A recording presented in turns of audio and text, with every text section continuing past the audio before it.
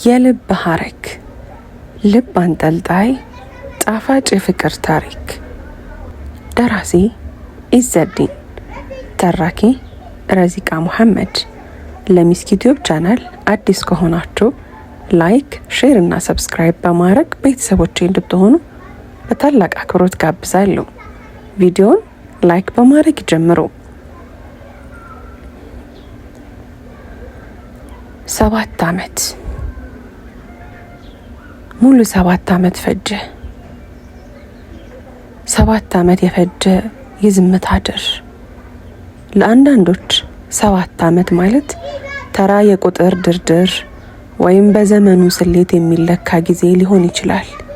ለኔ ግን 765,000 የመከራና የጥበቃ ዓመታት ነበሩ። አባቴ የመጨረሻ እስትንፋሱን በፊቴ ላይ ያርገበገበ በዛች በሰለለችና ትንፋሽ ባጠራት ድምፁ አደራሽን ሂክማ ብሎኝ ወደማይመለስበት ዓለም ካመራ ጀምሮ ቤታችን ውስጥ ያለው አየር ሁሉ የታሸገ ይመስል ነበር። ሞት ሳይሆን ሕይወት ራሱ የቆመበት ትንፋሽ የናፈቀው ከባድ ዝምታ። ከመስኮቱ ባሻገር የሚታየው ሰማይ እንደ ልቤ የጠቆረ ይመስለኛል። ነፋሱ በዛፉ ቅርንጫፎች መካከል ሲያፏጭ የአባቴን የመጨረሻ ቃል ይዞብኝ የሚመጣ የመሰለኝ ስንት ሌሊቶችን በንቃት አሳለፍኩ። ቤት ውስጥ ያሉት ዕቃዎች ሁሉ ያረጁት መቀመጫዎችና ግድግዳው ላይ የተሰቀሉት ፎቶዎች ትዝታ እየወለዱ ያስጨንቁኛል። እርሱ ጥሎኝ የሄደው ትልቅ ቪላ፣ የተንጣለለ ግቢ ወይም በባንክ የተቆለለና በዝና የሚነገር ሀብት አይደለም። ጥሎኝ የሄደው ትልቅ ምስጢር ነበር። 7 ዓመት ሙሉ በመቃብሩና በሕይወቴ መካከል እንደ ሐረግ ተተብትቦ የቆየ ሊፈታ ያልቻለ ትልቅ ምስጢር። ዛሬ ግን ያ ዝምታ ልሳን አወጣ። ውሰጁ ሂክማ የሚለው የሕግ ጠበቃው ድምፅ ከ7 ዓመት በኋላ የተሰማ የመጀመሪያው ነጎድጓድ ይመስል ነበር። በጠበቃው ቢሮ ውስጥ ያለው የድሮ ወረቀቶች፣ ያረጁ መጽሐፍትና የፋይል ሽታ ከአፍታ በፊት ከነበረው ጭንቀቴ ጋር ተደባልቆ አፍኖኛል። ጠበቃው አሮጌውን አቧራ የለበሰውን በብረት የተቆለፈውን ካዝና በዝግታና በጥንቃቄ ከፈተው። የአባትሽ አደራ ዛሬ ተፈቷል፣ ጊዜው ደርሷል፣ ውሰጁ አለኝ። ድምፁ በዕድሜና በኃላፊነት ብዛት እየተንቀጠቀጠ። የ7 ዓመቱ ዝምታ ተሰበረ። ያ የተቋረጠው የታሸገው ሚስጥሩ ይዞት የመጣው ስጦታ በጠረጴዛው ላይ ተቀመጠ። አንድ ትንሽ ያረጀ ግን እጅግ በጥንቃቄ የተቋጠረ የቆዳ ቦርሳ። ቦርሳው ከውጭ ምንም አይናገርም። የቆዳው ገጽታ በዘመን ብዛት አርጅቷል፣ ግን በውስጡ የያዘው ክብደት የ7 ዓመቱ ዝምታ ክብደት ነበር። በሚንቀጠቀጡ እጆቼ የቆዳውን ቦርሳ ነካሁት። ቆዳው ደርቋል፣ ልክ እንደ አባቴ እጆች። አባቴ ሚስጥር አልነገረኝም። ሐረግ ግን ሰፍቶልኛል። የልብ ሐረግ። ቦርሳውን ስከፍተው ግን የጠበቅኩት ወርቅ፣ አልማዝ ወይንም ውድ ሰነድ አልነበረም። በውስጡ የነበረው አንድ ያረጀ ደብዳቤና አንድ በሚያንጸባርቅ አረንጓዴ ክር የተጠለፈ ምስጢር የከበበው ትንሽ ጨርቅ ብቻ ነበር። ይህ ብቻ ነው አልኩኝ በለሆሳስ፣ ግራ መጋባትና ተስፋ መቁረጥ በዋጠው ድምፄ። ጠበቃው ዝም ብሎ አንገቱን ደፋ። ደብዳቤውን አንብቢው ሂክማ፣ መልሱ ያለው እዛ ላይ ነው። ደብዳቤውን ስዘረጋው የአባቴ የእጅ ጽሑፍ ገና ትኩስ ይመስል አይኖቼን ወጋቸው። የእጁ መርገብገብ በቃላቱ መሀል በግልጽ ይታያል። እንዲህም ይላል፣ ልጅ ሂክማ ሆይ፣ ዝምታዬ የጥላቻ ሳይሆን የጥበቃ ነበር። ዓለም ክፉ ናትና ምስጢሬን 7 ዓመት ተሸከምኩት፣ አሸኩት። ይህ ሐረግ የሚመራሽ ወደ ሀብት ሳይሆን 7 ዓመት ሙሉ ስትጠብቂ ወደ ነበረው የነፍስሽ ግማሽ ነው። ሐላል ንፋስ ሲነፍስ በንጹህ ልብ ውስጥ የሚለመልም ፍቅር ይጠብቅሻል። ሂጅና ፈልጊው፣ አደራሽን ጠብቂ ይላል። ደነገጥኩ። ፍለጋ? ለማን? ከየት? አባቴ በሞት አፋፍ ላይ ሆኖ ያሳለፈልኝ ይህ ሐረግ ወዴት ሊወስደኝ ይሆን? የደብዳቤው ጠረን የአባቴን የድሮ ሽታ ያውዳል።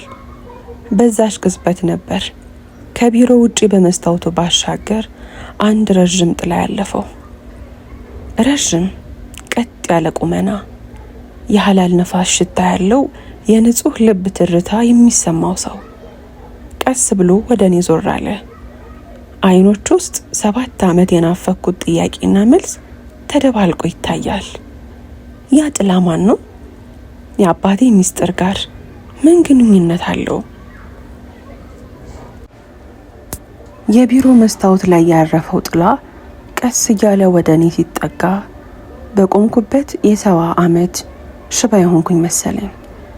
ያ ጥላ ከ7 ዓመታት በፊት አባቴ በመጨረሻ እስትንፋሱ ሊነግረኝ የፈለገው ሚስጥር አካል እንደሆነ ልቤ በከባድ ምት አረጋገጠልኝ። ጠበቃው በዝግታ ከመቀመጫቸው ተነሱ።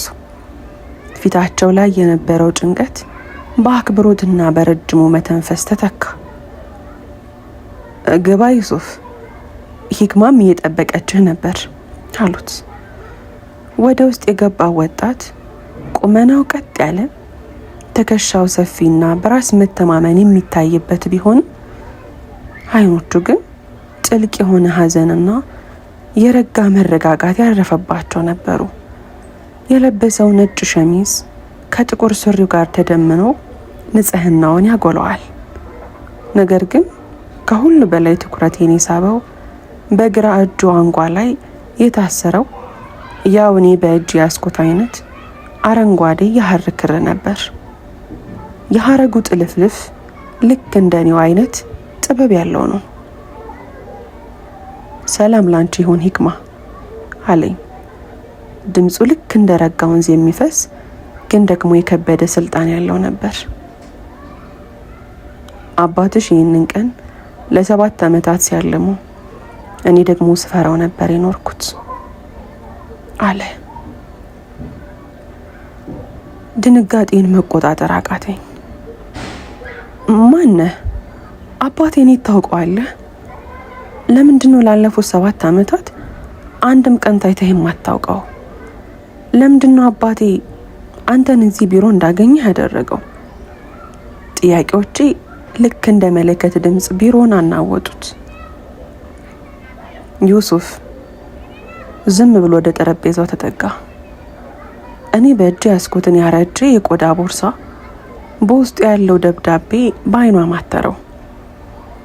ከዚያም ቀስ ብሎ እጁን ወደ ኪሱ ሰዶ የሐረጉን ሌላኛውን ጫፍ የሆነውን አረንጓዴ ክር አወጣ።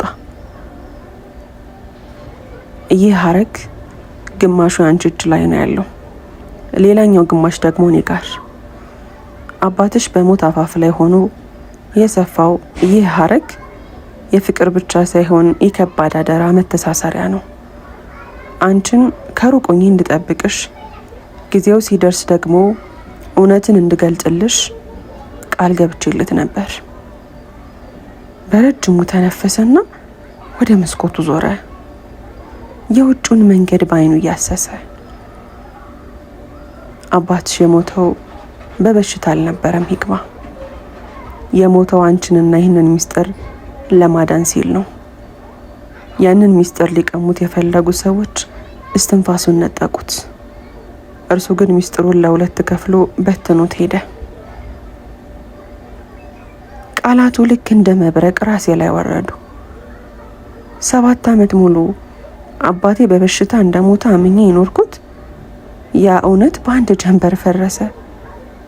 ልቤ ውስጥ የነበረው ሐዘን ወደ ንዴትና ወደ ስጋት ተቀየረ። ምን ማለትህ ነው? ማን የገደለው አንተስ በዚህ ውስጥ ምን እጅ አለህ? የአረንጓዴ ክርስ ምንድን ነው አልኩት፣ ድምፄ በንዴትና በለቅሶ ታንቆ። ዩሱፍ ወደ እኔ ዞረ። አይኖቹ ውስጥ የእውነት ነጸብራቅ ይታያል። እሱን ለማወቅ ወደ ኋላ መመለስ አለብን። አባትሽ ለምን ዝም እንዳለ፣ ለምንስ እኔን እንደመረጠኝ የምታውቂው ያኔ ነው። አሁን ግን እዚህ መቆየት አንችልም። እዚህ መቆየት የሁለታችንም ስጋት ነው። 7 ዓመት ሙሉ ሲፈልጉን የነበሩ ሰዎች አሁን መንቀታችንን አውቀዋል።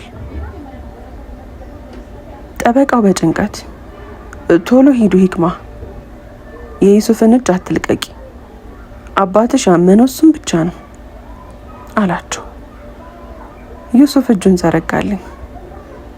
ትመጫለሽ ወይስ 7 ዓመት የፈጀው ዝምታ እሱን እንደታቀፍሽ መኖርን ትመርጫለሽ? በእጅ ያዝኩትን አረንጓዴ ሐረግ አየሁት።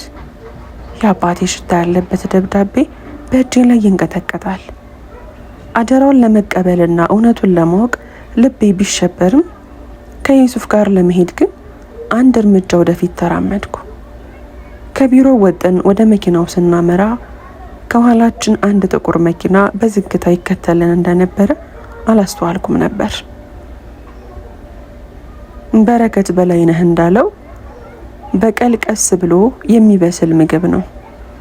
እኔና ዩሱፍ ግን ገና ወደ ሰዓት ውስጥ እየገባን ነበር። የመኪናው በር ሲዘጋ የሰማሁት ድምፅ ከኋላ ያለውን ዓለም በሙሉ የቆለፈብኝ መሰለኝ። ዩሱፍ በፍጥነት መሪውን አዙሮ መኪናውን ከቆመበት አስነሳው። ሞተሩ በዝግታ ሲያጓራ የልብ ምቴም ካለ ወትሮ ሲመታ ይሰማኝ ነበር። ዩሱፍ ወዴት ነው የምንሄደው አልኩት፣ ድምፄ በመኪና ውስጥ ካለው ቀዝቃዛ አየር ጋር ተቀላቅሎ።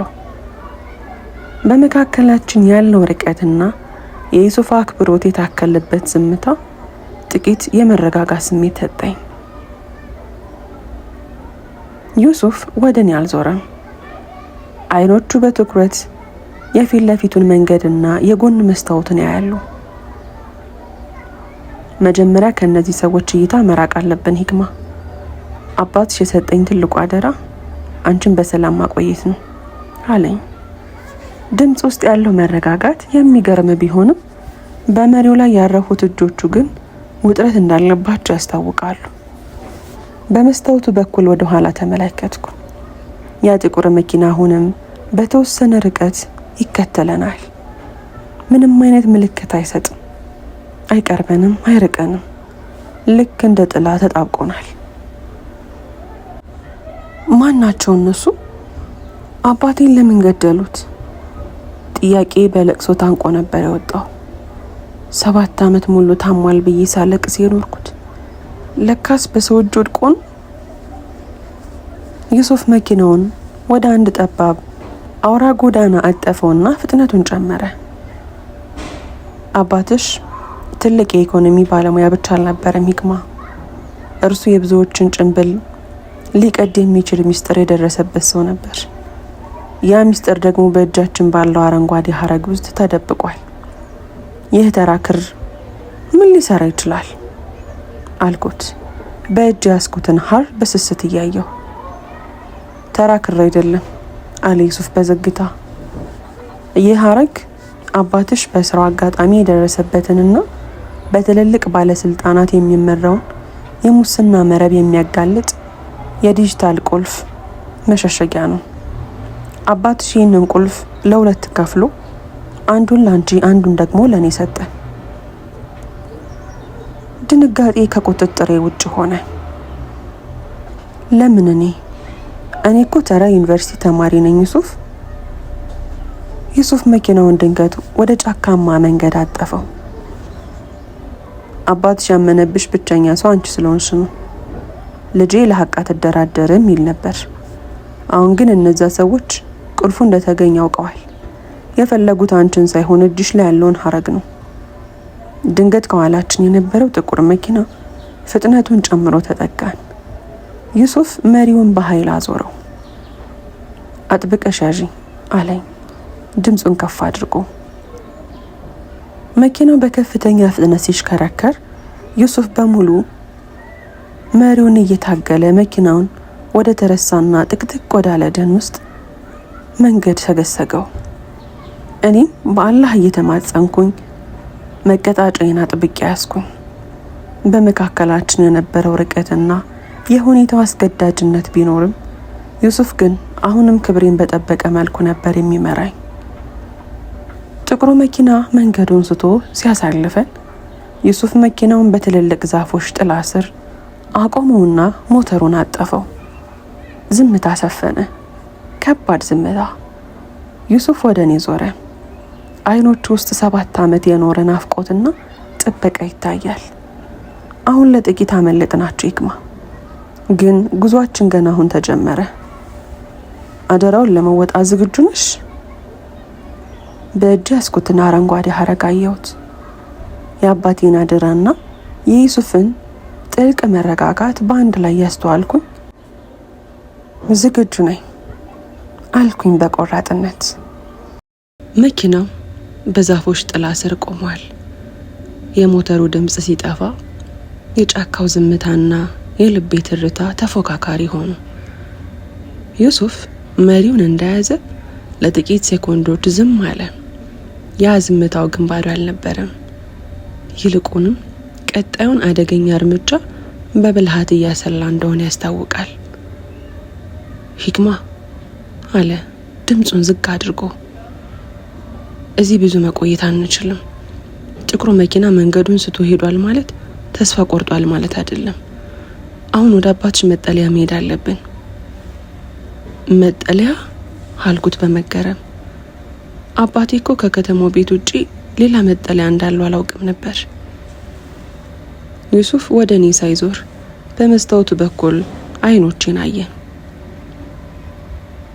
አባትሽ ለአንቺ ካለው ፍቅር የተነሳ አንቺን ከጭንቀት ለመጠበቅ ብዙ ነገሮችን ደብቆሽ ነበር። ያ መጠለያ አባትሽ ለብቻው ሆኖ የሚጸልይበትና አደራዎችን የሚያስቀምጥበት ስውር ስፍራ ነው። መኪናውን በዝግታ አስነስቶ ወደ ጫካው ጥልቅ ክፍል በሚወስድ አቧራማ መንገድ መንዳት ጀመረ። ለረጅም ሰዓታት በዝምታ ተጓዝን። በመካከላችን ያለው ርቀትና ዩሱፍ ለእኔ ያለው ጥልቅ አክብሮት በዚህ አስፈሪ ሁኔታ ውስጥም ቢሆን የአባትነት ጥላ እንዳለኝ እንዲሰማኝ ያደረገኝ። በመጨረሻም በአሮጌ ዛፎች የተከበበና በድንጋይ የተገነባ አንድ ትንሽ ቤት ጋር ደረስን። ቤቱ ከሩቅ ሲታይ የተተወ ይመስላል። ዩሱፍ በሩን ከፍቶ ወደ ውስጥ እንደገባ በክብር መንገድ ሰጠኝ። ቤቱ ውስጥ ያለው የዕጣን ሽታና የመጽሐፍት ክምር የአባቴን ትዝታ ቀሰቀሰው። እዚህ ነው አለ ዩሱፍ። ይህ ቤት የአባትሽ የብቸኝነት ጊዜ ማሳለፊያ ነበር። እዚህ ነው ያንን አረንጓዴ ሐረግ የሰፋው። ወደ ክፍሉ መሃል ስገባ በትልቅ ጠረጴዛ ላይ የተቀመጠ አንድ አሮጌ ፎቶግራፍ አየሁ። ፎቶ የአባቴ ነበር። ነገር ግን አጠገቡ የቆመው ትንሽ ልጅ ትኩረቴን ሳበው። ልጁ በእጁ አረንጓዴ ክር ይዟል። ዩሱፍ ይህ አንተ ነህ አልኩት ወደ ፎቶ እየጠቆምኩ። ዩሱፍ ወደ እኔ ሳይጠጋ ከቆመበት ሆኖ ፎቶውን በረዥሙ ተመለከተው። አዎ አባትሽ ከጎዳና አንስቶ ያሳደገኝና እውቀትን ያስተማረኝ በዚህ ቤት ውስጥ ነው። ለኔ አባት ብቻ ሳይሆን የህይወቴ መመሪያ ነበር። ለዛ ነው ላንቺ ያለኝ አደራ ከነፍሴ በላይ የሆነው። ድንጋጤና አድናቆት ተቀላቀሉብኝ። ዩሱፍ አባቴን እንዲህ በቅርበት ያውቀው ነበር? በዛ ስሜት ውስጥ ሳለው ግን ዩሱፍ በድንገት ቆመ። ጆሮውን ወደ በሩ አቅጣጫ ቆመው። ምንም ድምፅ የለም፣ ግን የእርሱ ዝምታና የፊቱ መገረም አንድ አደጋ እንዳለ ነገረኝ። ሂክማ በዝግታ ወደዛኛው ክፍል ግቢ እሺ አለኝ በሹክሹክታ። ምንም ጩኸት ወይንም ተኩስ አልነበረም። ነገር ግን በበሩ ስር አንድ ነጭ ወረቀት በዝግታ ሲንሸራተት ወረቀቱ ላይ የተጻፈው አጭር አረፍተ ነገር የሁለታችንንም እስትንፋስ አቆመው። አረንጓዴው ሐረግ ብቻውን አይሰራም፣ የጎደለው ሚስጥር እኛ ጋር ነው ይላል። ዩሱፍ ወደ እኔ ዞረ። አይኖቹ ውስጥ ያለው ስጋት አሁን ወደ ትልቅ ግራ መጋባት ተቀይሯል። ይህንን ቦታ እኔና አባትሽ ብቻ ነበር የምናውቀው። አሳልፎ የሰጠን ሰው አለ።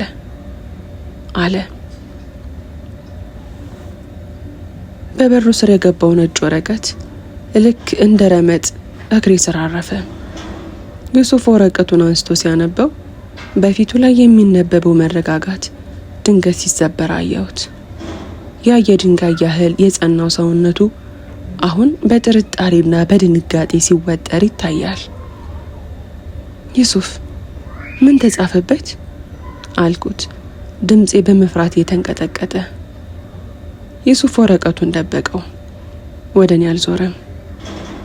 ምንም አይደለም ሂክማ፣ ዝም ብለሽ እዛኛው ክፍል ቆይ አለኝ። ድምፅ ውስጥ ግን ለመጀመሪያ ጊዜ ውሸት ያለበት መሰለኝ። እንዴት ምንም አይደለም ትለኛለህ አልኩት፣ አንድ እርምጃ ወደ እርሱ እየተጠጋሁ። ይህንን ቦታ አንተና አባቴ ብቻ የምታውቁት ከሆነ እንዴት ሊያገኙን ቻሉ? ወይስ አባቴ ሌላ ያመነ ሰው አለ? ዩሱፍ ዝም አለ። በክፍል ውስጥ ያለው ጸጥታ ሊሰነጣጥቀኝ ደረሰ። 7 ዓመት ሙሉ የናፈኩት የአባቴ ሽታ አሁን በስጋት ተተክቷል። ዩሱፍ ወደ መስኮቱ ተጠግቶ በስሱ መጋረጃውን ገለጠው። የውጭው ጨለማና የዛፎቹ ጥላ ምንም የሚታይ ነገር ባይኖራቸውም አንድ ሰው ግን በቅርብ ርቀቱ ነው እንደሚከታተለን ልቤ ነገረኝ። ሂክማ አለ ዩሱፍ በመጨረሻም ወደ እኔ እየዞረ። አይኖቹ ውስጥ ትልቅ የሆነ ሀዘን ይታያል። አባትሽ ከመሞቱ በፊት የሰጠኝ አንድ ጥብቅ ማስጠንቀቂያ ነበር። ዩሱፍ ሚስጥሩን የምታውቁት እናንተ ብቻ አይደላችሁም። በቅርብህ ያለው ሰው ግን ከጠላት ላይሆን ይችላል ብሎኝ ነበር። ያኔ ትርጉም አልገባኝም ነበር አለ። ምን ማለትህ ነው አልኩት። እኔን እየጠረጠርከኝ ነው? ዩሱፍ ፈገግ ለማለት ሞከረ፣ ግን አልሆነለትም። አንቺን አይደለም ሂክማ፣ አንቺ እኮ የአደራው ግማሽ ነሽ። እኔ የምጠረጥረው ራሴን ነው። ወይስ አባትሽ ሌላ የደበቀው ሶስተኛ ሰው አለ? ድንገት ከቤቱ ጣሪያ ላይ የኮቴ ድምፅ ተሰማ። የድሮ እንጨት ሲጮህ ሁለታችንም ቀና ብለን አየን። ዩሱፍ ወዲያውኑ መብራቱን አጠፋው። ክፍሉ በጨለማ ተዋጠ። እስትንፋስሽን አጥፊ አለኝ በሹክሹክታ። በጨለማ ውስጥ ዩሱፍ ወደ እኔ ተጠጋ። ምንም እንኳን ባይነካኝም የእርሱ መገኘትና ጥበቃ ግን በዛ ጭንቀት ውስጥ ትልቅ መከታ ሆነኝ። ዩሱፍ በዝግታ ወደ በሩ አመራ።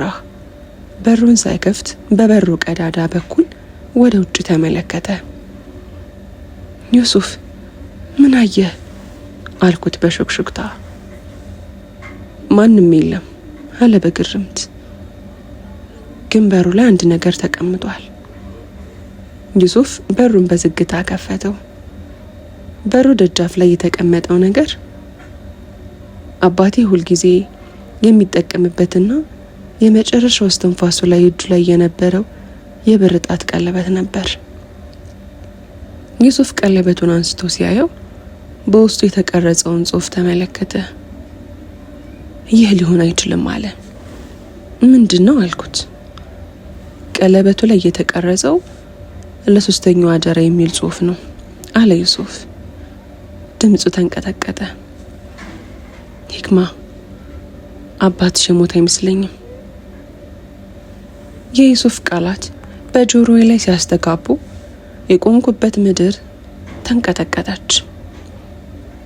አባትሽ የሞተ አይመስለኝም የሚለው አረፍተ ነገር ላለፉት 7 ዓመታት በልቤ ውስጥ የገነባሁት የሀዘንን ግንብ በአንድ ጀንበር ናደው። በድንጋጤና በግራ መጋባት መሃል ሆኜ ዩሱፍን አየሁት። እርሱ ግን ያንን የብር ቀለበት በብርሃን እያገላበጠ በጥልቅ ሐሳብ ውስጥ ሰጥሟል። ምን ማለትህ ነው ዩሱፍ? በገዛ እጅን የቀበርኩት አልኩት፣ ድምፄ በከፍተኛ ድንጋጤ እየተንቀጠቀጠ።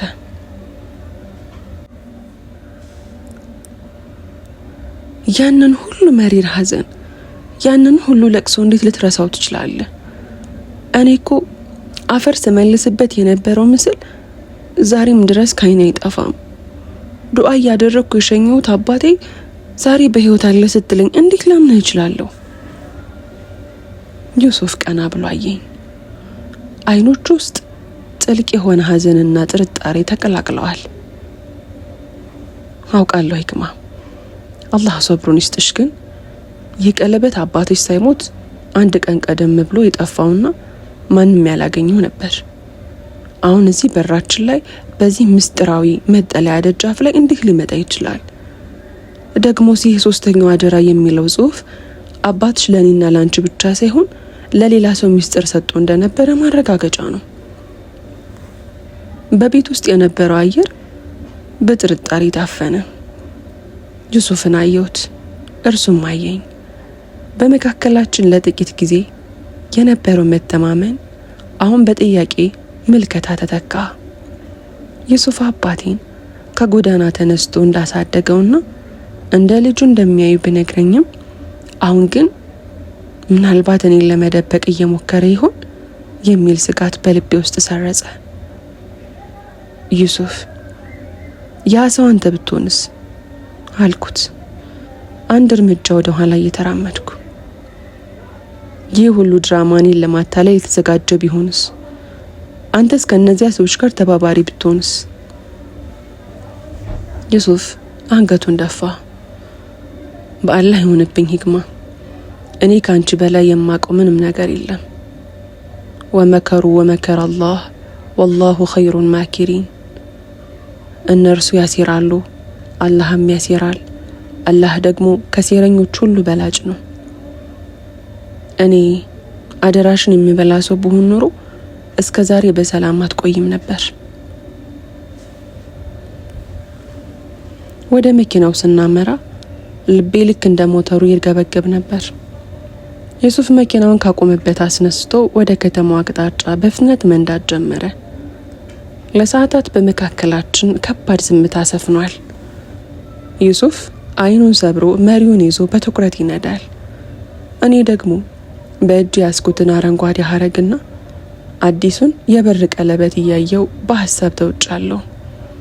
ድንገት ግን ከኋላችን የነበሩት መብራቶች በከፍተኛ ፍጥነት ተጠጉን።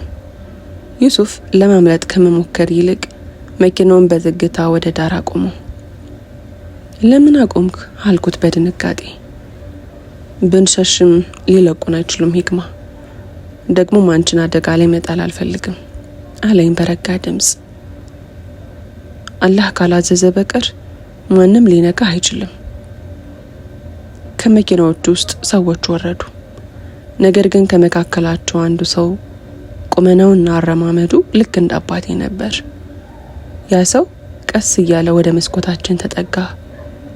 ዩሱፍ በመሪው ላይ እጆቹን አጥብቆ እንደያዘ ሂክማ፣ አይንሽን ስበሪ፣ አትመልከች አለኝ። ያ ጥላ መስኮቱን በዝግታ ሲያንኳኳ በጣቱ ላይ ያለው የብር ቀለበት ሲያንጸባርቅ አየሁት። በሩ ሲከፈትና ያ ሰው ማንነቱን ሲገልጽ የ7 ዓመት ጉዞ እየተጓዝኩኝ መሰለኝ። የመኪናው በር ሲከፈት የሰማሁት ድምፅ ከነፍሴ ውስጥ የሚወጣ ይመስል ነበር። ዩሱፍ አይንሽን ስበሪ ቢለኝም ለ7 ዓመታት በለቅሶ የዛለውን አይኔን ግን ከዛ ጥላ ላይ ማንሳት አልቻልኩም። ያ ሰው በዝግታ ወደ እኔ ተጠጋ። ፊቱን በደንብ ለማየት በሞክርም የሌሊቱ ጭልልታና የጭንቀቴ ብዛት መተንፈስ አቃተኝ። የመኪናው የውስጥ መብራት ቢፈስ ብርሃን ሲበራ ያ ከፊት ለፊት የቆመው ሰው ማንነቱ ታየኝ። አባቴ አይደለም፣ ግን ቁመናው፣ የአይን አወቃቀሩና ድምፁ የአባቴን ወንድም አጎቴን አብዱል ሐኪምን ይመስላል። አጎቴ አብዱል ሐኪም አባቴ ከመሞቱ በፊት በስደት ወደ ውጭ ሀገር እንደሄደና ከዚያም ደብዛው እንደጠፋ ነበር የሚነገረኝ። 7 ዓመት ሙሉ የት እንደነበረ ሳናውቅ ዛሬ በዚህ አስፈሪ ምሽት የት ተገኘ? ሂክማ አለ ድምፁን ዝግ አድርጎ። ያ ድምፅ አባቴን የድምፅ ቅላጼ ስለያዘ ብቻ ውስጤ በናፍቆት ተናወጠ። አጎቴ አብዱል ሐኪም አልኩት፣ ድምፄ በመኪና ውስጥ ካለው ቀዝቃዛ አየር ጋር እየተጋጨ። ዩሱፍ ከመኪናው ወርዶ በአክብሮት ቆሟል። በመካከላቸው ያለው መግባባት ግን አዲስ አይመስለኝም። ዩሱፍ፣ ይህ ሁሉ ነገር ምንድን ነው? አጎቴ እዚህ ምን ያደርጋል? አባቴ አልሞተም ያልከው ስለዚህ ነው? አጎቴ አብዱል ሐኪም ወደ መስኮቱ ይበልጥ ተጠጋ።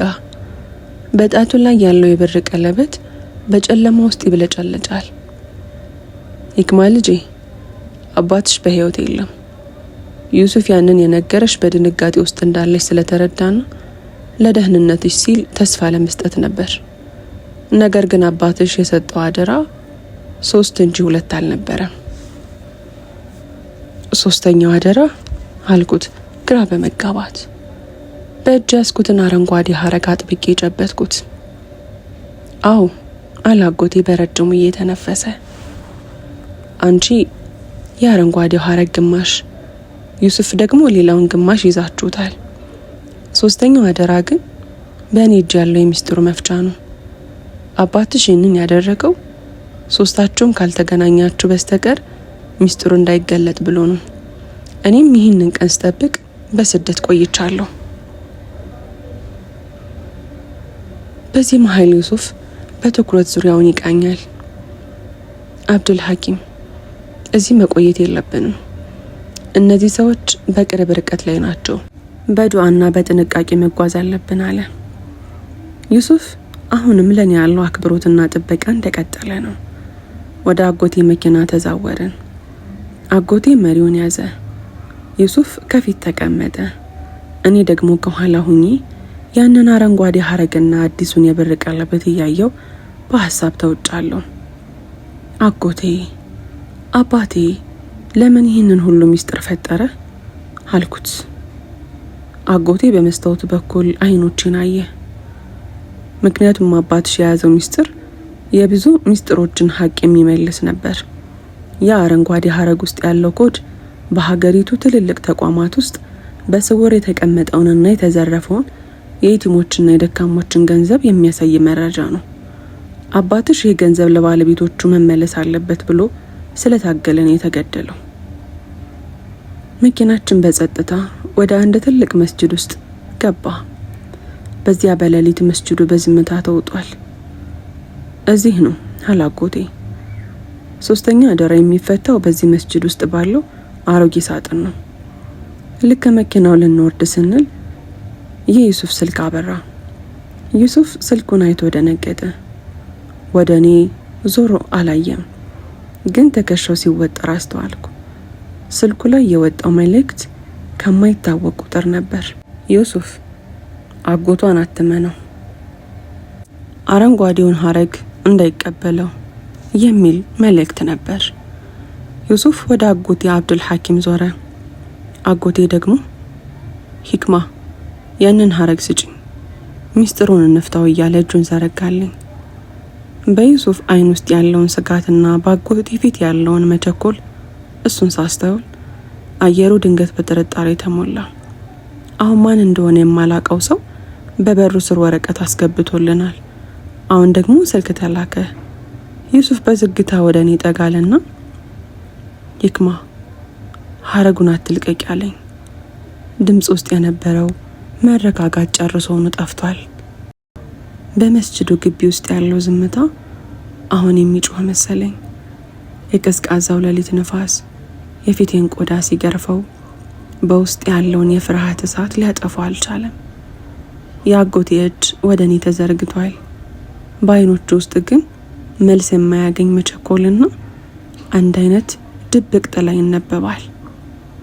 ዩሱፍ ደግሞ በመካከላችን እንደ ጽኑ ተራራ ቆመ። ሂክማ አትስጩ ሲለኝ የልቤ ምት ከመደበኛው ፍጥነት መታ። ዩሱፍ ምን እያልክ ነው? አጎቴ እኮ ነው አልኩት። ድምፄ በግራ መጋባት እየተቆራረጠ። የአባቴ ወንድም የደም አካል እኮ ነው። ለ7 ዓመታት የናፈኩት ቤተሰቤ እንዴት ላለህ? ዩሱፍ ወደ እኔ አልዞረም። አይኖቹ አሁንም አጎቴ አብዱል ሐኪም ላይ ተተክለዋል። አጎትሽ መሆኑን በደምሽ ታውቂ ይሆናል ሂክማ፣ ግን አሁን የደረሰኝ መልእክት የልብ ሰላም ይነስቶታል። አባትሽ ይህንን ሚስጥር ለ3 እየከፈለው በምክንያት ነው። አንዱ ሌላውን እንዲጠብቅ እንጂ አንዱ ሌላውን እንዲያጠፋ አይደለም። ዩሱፍ ቀስ ብሎ ወደ እኔ ዞሮ በአይኖቹ አጽናናኝ። እንዲህም አለኝ፣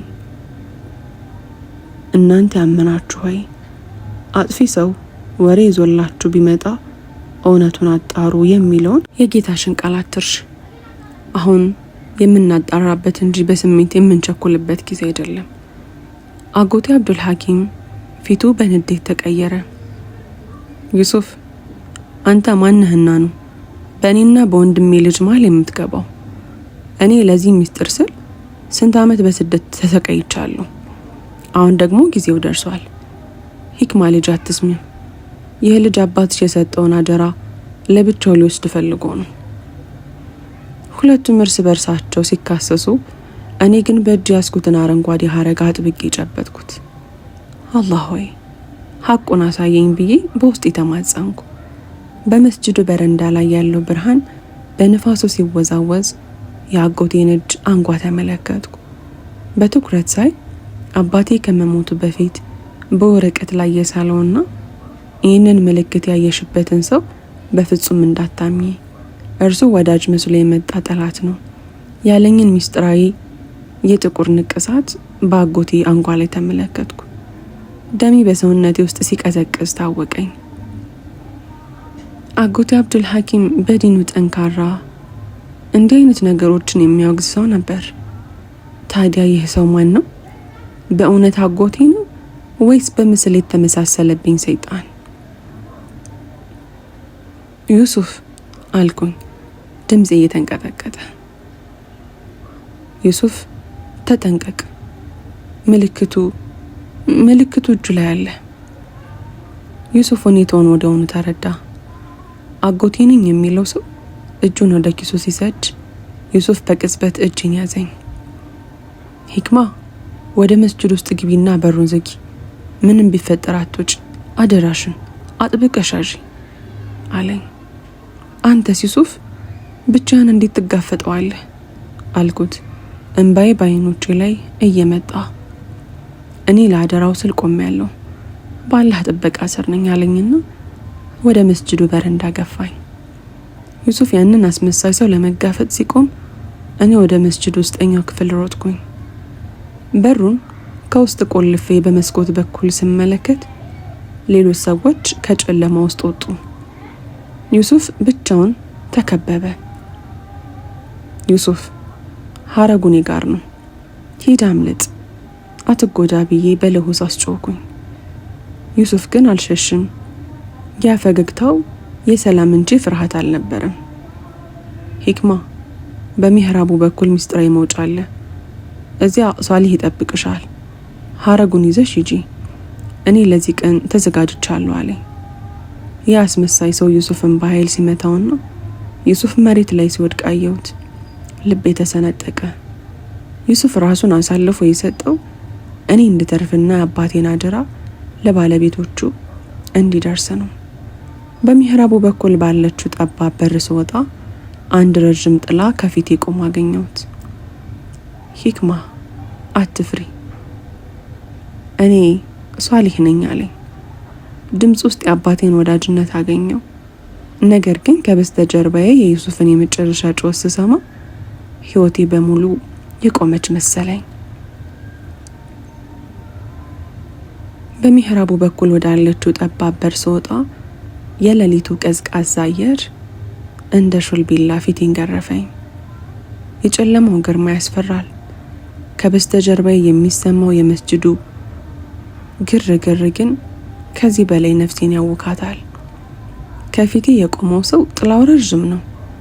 ልቤ ባፌ ሊወጣ ምንም አልቀረውም። አባቴ አልኩት በስሱ የናፍቆትና የፍርሃት ድብልቅ በሆነ ድምፄ በብርድና በውስጥ ሲቃ ተቆራርጧል። ሰውየው በዝግታ ወደ እኔ ዞረ።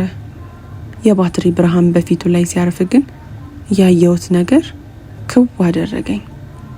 አባቴ አይደለም፣ ግን አባቴን የሚመስል ልብስ የለበሰ በእጁ ደግሞ ልክ እንደ ዩሱፍ ያንኑ የአረንጓዴ ሐረግ ግማሽ የያዘ ወጣት ነበር። ፊቱ ላይ ያለው መረጋጋትና የአይኖቹ ብርሃን አንድ ሰላማዊ ነገር እንዳለው ይመሰክራሉ። ሂክማ አትፍሪ አለኝ።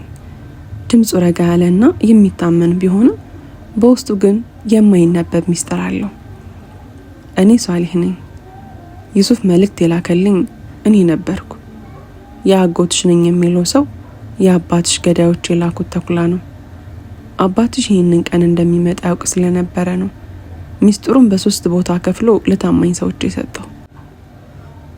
በመስጂድ ውስጥ የጩኸትና የግርግር ድምጽ ይሰማል። ዩሱፍን እየደበደቡት እንደሆነ ታወቀኝ። ዩሱፍን ሊገሉት ነው፣ እንዴት ጥለን እንሄዳለን ብዬ ወደ መስጂዱ ልመለስ ስል ሷሊህ እጄን ሳይነካ በልብሱ ጫፍ ያዘኝ። ይህ ጥንቃቄውና ሀያኡ አባቴን አስታወሰኝ። ቢሆንም ግን ይህ ሰው ማን ነው? በእውነት አባቴን ያውቀው ነበር የሚል ጥርጣሬ በልቤ ውስጥ ተመላለሰ። አይሆንም ሂክማ፣ ዩሱፍ ራሱን የሰዋ የሚስጥር እንዳይጠፋ ነው። አሁን ጊዜ የለንም አለኝ እና በጠባብ የጭቃ መንገዶች ውስጥ እየመራኝ ጉዟችንን ቀጠልን። ከሷሊህ ጋር በጨለማ ውስጥ ስንጓዝ አይኖቼ ግን ወደ ኋላ ይመለከታሉ። ዩሱፍ ያለኔ ሲል ደሙን ያፈሰሰው ወጣት በልቤ ውስጥ የማይጠፋ ትዝታ ጥሎ አልፏል። ከጥቂት ሰዓታት በፊት የማላቀው ሰው አሁን ግን መላ ህይወቴን የሰጠሁት ያህል ተሰማኝ። ፍቅር ማለት ለካ በአካል መተዋወቅ ሳይሆን በነፍስ መግባባትና ለሌላው መኖር እንጂ ስለ ራስ ማሰብ አይደለም። አላህ ሆይ ዩሱፍን ጠብቅልኝ ብዬው በውስጤ ተማጸንኩ። ለመጀመሪያ ጊዜ በአንድ ወንድ ምክንያት ልቤ በናፍቆትና በስጋት ሲሰነጠቅ ታወቀኝ። የዩሱፍ የአጽናኝ ፈገግታ በአይነ ህሊና እየተመላለሰ ያውከኛል። ለምንድን ነው ስለ እርሱ እንዲህ የምጨነቀው? ይህ ስሜት ምንድን ነው? ሷሊህ ወደ አንድ ትንሽና የተደበቀች በመጽሐፍት የታጨቀች ቤት አመራ። ቤቷ ውስጥ የአባቴ እጅ ጽሑፎችና የድሮ ማስታወሻዎች ተቀምጠዋል። ሷሊህ በሀሳብ ተዋጠ። ሂክማ፣ አባትሽ ከመሞቱ በፊት የነገረኝ አንድ ነገር አለ። ይህ አደራ የሚፈታው በ3 ሰዎች እጅ ሲገጣጠም ብቻ ነው።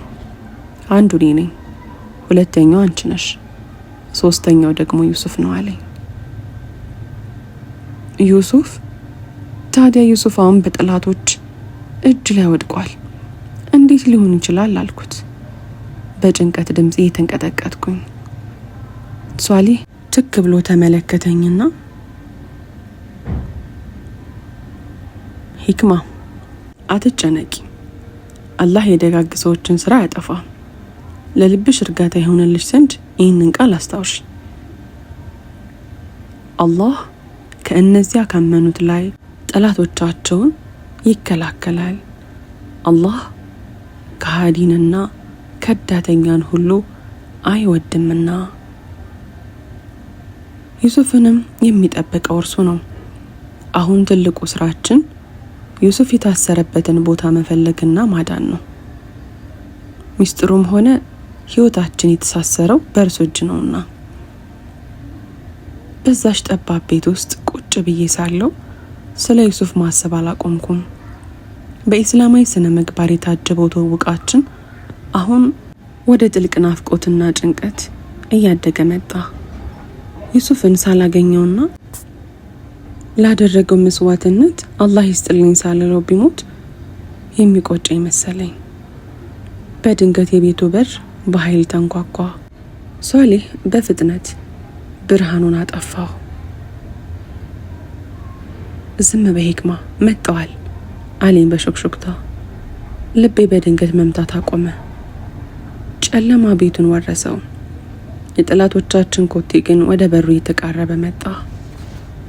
የቤቱ በር በኃይል ሲንኳኳ የልብ ምት የቆመ መሰለኝ። በጨለማ ውስጥ የሷሊህን ትንፋሽ ሰማለሁ። እርሱም እንደኔው ተደብቋል። በሩ በድጋሚ ተንኳኳ። በዚህ ጊዜ ግን በለሰለሰና በተቆራረጠ ድምፅ ነበር። ሷሊህ እኔ ነኝ ክፈተው የሚል ዝቅ ያለ ድምፅ ተሰማ። ሷሊህ ትንፋሹን ረጅሙን ተነፈሰና በዝግታ ተነስቶ በሩን ከፈተው። ወደ ውስጥ የገባው ሰው የቆሰለና የደከመ ነበር። ልቤ በደስታ ሊፈነዳ ደረሰ። ዩሱፍ መስሎኝ ነበር። ነገር ግን የገባው ሌላ ወጣት ነበር። ሷሊህ በፍጥነት በሩን ቆለፈው። ምን ተገኘ?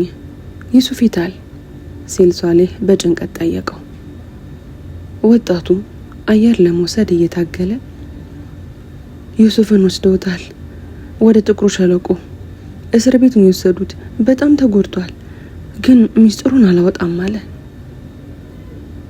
ይህንን ስሰማ ዓለም የጨለመብኝ። ያ ላወቀኝና ላልጠገብኩት ሰው እንዲህ መቃጠል የግራ ቢያጋባኝም ስሜቴን መቆጣጠር አልቻልኩም። ዩሱፍ ለኔ ብለህ ይህንን ሁሉ መከራ ትቀበላለህ ብዬ በውስጥ ያነባሁ።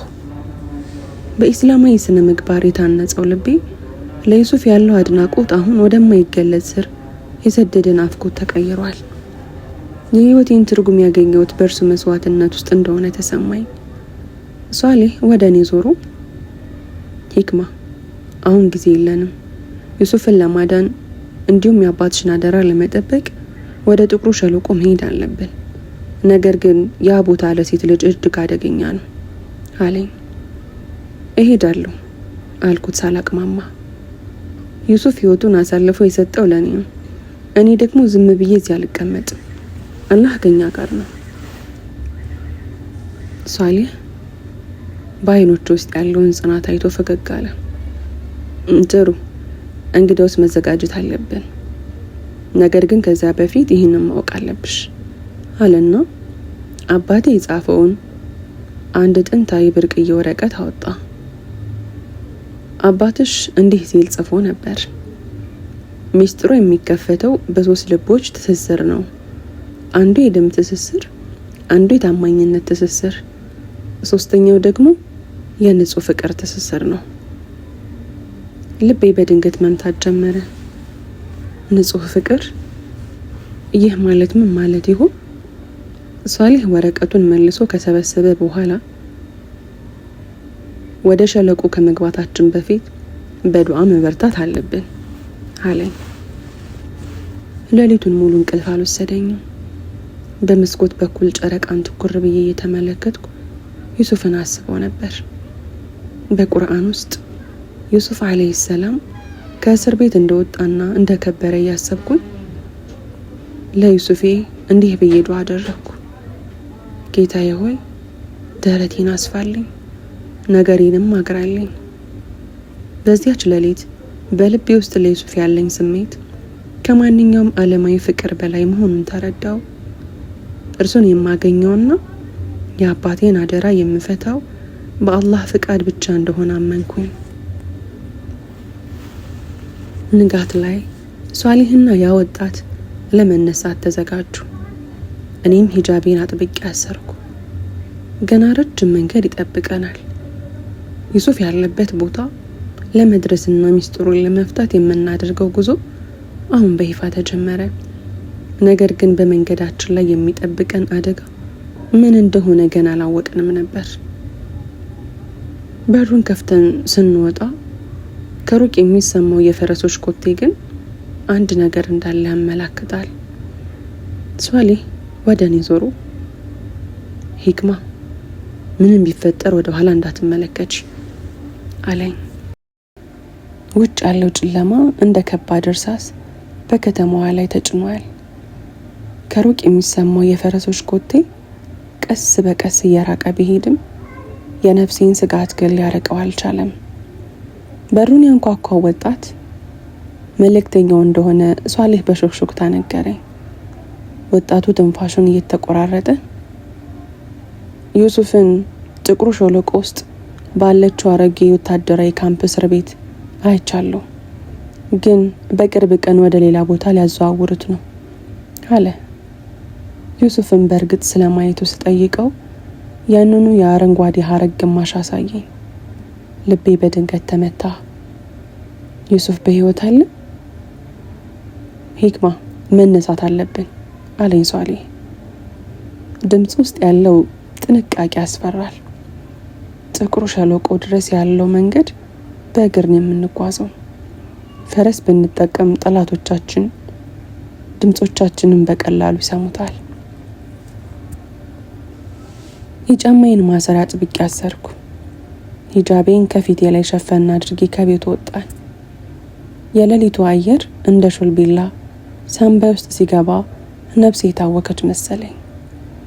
በጭቃማው መንገድ ላይ ስንጓዝ ጫማዬ ጭቃ ውስጥ በገባ ቁጥር ድምፁ በጸጥታው ውስጥ እንደ ነጎድጓድ ይሰማኛል። ፊልም ላይ እንደሚታየው ጀግንነት አይሰማኝም። ይልቁንም ልቤ በፍርሃት ይርዳል። እጆቼ በብርድ እንቀጠቀጣሉ። ጉዟችን ረዥም ነበር። ከሰዓታት የእግር ጉዞ በኋላ እግሮቼ መሬት መርገጥ አቃታቸው። በአንድ ድንጋይ ተደናቅፌ ልወድቅ ስል ሷሊህ በልብሱ ጫፍ አገዘኝ። ሂክማ ትንሽ እንረፍ እንዴ አለኝና አንድ አሮጌ ዛፍ ስር እንድንቀመጥ አደረገ። ጉሮሮዬ በውሃ ጥም ደርቋል። ያንን የዛለ እግሬን እያየው አባቴ ሆይ ይህንን ሁሉ አደራ ለእኔ ብቻ ተውክልኝ የሚል የድክመትና የቅሬታ ጥያቄ በውስጥ የተመላለሰ። ሷሊህ ቆይ አልኩት በዝግታ ትንፋሽ እያጠረኝ። ይህ ሰው በእርግጥ ዩሱፍን ያለበትን ያውቃል ወይስ ወጥመድ ውስጥ እየገባ ነው? አንተስ ብትሆን የአባቴን ስም እየተጠቀምክ ወደማልፈልገው ገደል እየመራኸኝ ቢሆንስ? ሷሊህ ቆመና ወደ እኔ ዞረ። አይኖቹ በጨለማ ውስጥ እንደ ከዋክብት ይፈልቃሉ። ሂክማ በመጠርጠርሽ መብትሽ ነው። የአባትሽ ልጅ መሆንሽንም ይመሰክራል። ነገር ግን እውነተኛ እምነት ማለት ጨለማ ውስጥ ሆነሽ አላህ ብርሃን እንደሚሰጥሽ ማመን ነው። ዩሱፍ ለኛ ሲል ህይወቱን አደጋ ላይ ጥሏል አለኝ። በንግግር ውስጥ ያለው የአባቴ ለዛ ልቤን ረጋ አደረገው። ግን ጥርጣሬ ሙሉ በሙሉ አልበረደም። ዳግም ጉዟችንን ቀጠልን። በየመሃሉ ቆመን ትንፋሽ ስንወስድ ስለ ዩሱፍ አስባለሁ። ዩሱፍ አሁን የት ይሆን? እኔን ለማዳን ሲል የከፈለው ዋጋ በልቤ ላይ እንደ ከባድ ሸክም ይጨንቀኛል። ፍቅር ማለት በቃላት የሚገለጽ ሳይሆን በሩቅ ሆኖ አንዱ ለሌላው የሚሰጋለትና የሚኖርለት ስውር ትስስር መሆኑን ያኔ ተረዳሁ። በጉዟችን መሃል አንዲት አሮጌ መቃብር አጠገብ ስናልፍ ሷሊህ ድንገት ቆመ። ዝቅ በያለኝ። ከሩቅ የሚንቀሳቀስ የባትሪ ብርሃን አየን። ጠላቶቻችን ፈረሶቻቸውን አረቀው አቆመው በእግር እየፈለጉን እንደሆነ ገባኝ። ለጥቂት ደቂቃዎች ትንፋሻችንን አጥፍተን መሬት ላይ ተደፋን። የደረቀው ሳር ፊቴን ይወጋኛል። የምድር ሽታ አፍንጫዬ ውስጥ ይገባል። በዚያ ሰዓት በልቤ ውስጥ የቁርአን አንቀጽ ይመላለስ ነበር። ፈኢነ መዐል ዑስሪ ዩስራ፣ ኢነ መዐል ዑስሪ ዩስራ። ከችግር ጋር ምቾት አለ፣ በእርግጥም ከችግር ጋር ምቾት አለ። ንጋቱ ሊቀድ ሲል ከሩቅ ጭጋጋማ ጥቁር ሸለቆ መታየት ጀመረ። ቦታው ዛፍና ቅጠል የሌለበት ጥቁር ድንጋዮች ብቻ የሞሉበት አስፈሪ ስፍራ ነው። ሷሊህ ግን ወደ ሸለቆ ከመግባታችን በፊት ወደ አንዲት ትንሽ ጎጆ መራኝ። ወደ ጎጆዋ ስንገባ ምንም አይነት መብራት አልነበረም። በጨለማ ውስጥ የዕጣንና የድሮ መጽሐፍት ሽታ አፍንጫዬን መታው። አንዲት አይነ ስውር አሮጊት እናት ጥግ ላይ ተቀምጠው በእጃቸው ተስቢህ ይቆጥራሉ። ድምጻችንን ሲሰሙ ሂክማ መጣሽ? የአባትሽ ሽታ አብሮሽ አለ አሉኝ። ደነገጥኩ። በዛ ጭል ባለ ብርሃን ውስጥ ስሜን እንዴት ሊያውቁት ቻሉ? አባቴ ከመሞቱ በፊት በጆሮ የነገረኝን ሚስጥራዊ ቃል እንዴት አወቁት? ዩሱፍ የታሰረበት ካምፕ ውስጥ በስተጀርባ በኩል በሚገኘው ሚስጥራዊ መንገድ ለመግባት የሚያስችል የበር ቁልፍ ያለው እዚህ ጎጆ ውስጥ እንደሆነ ነገሩኝ።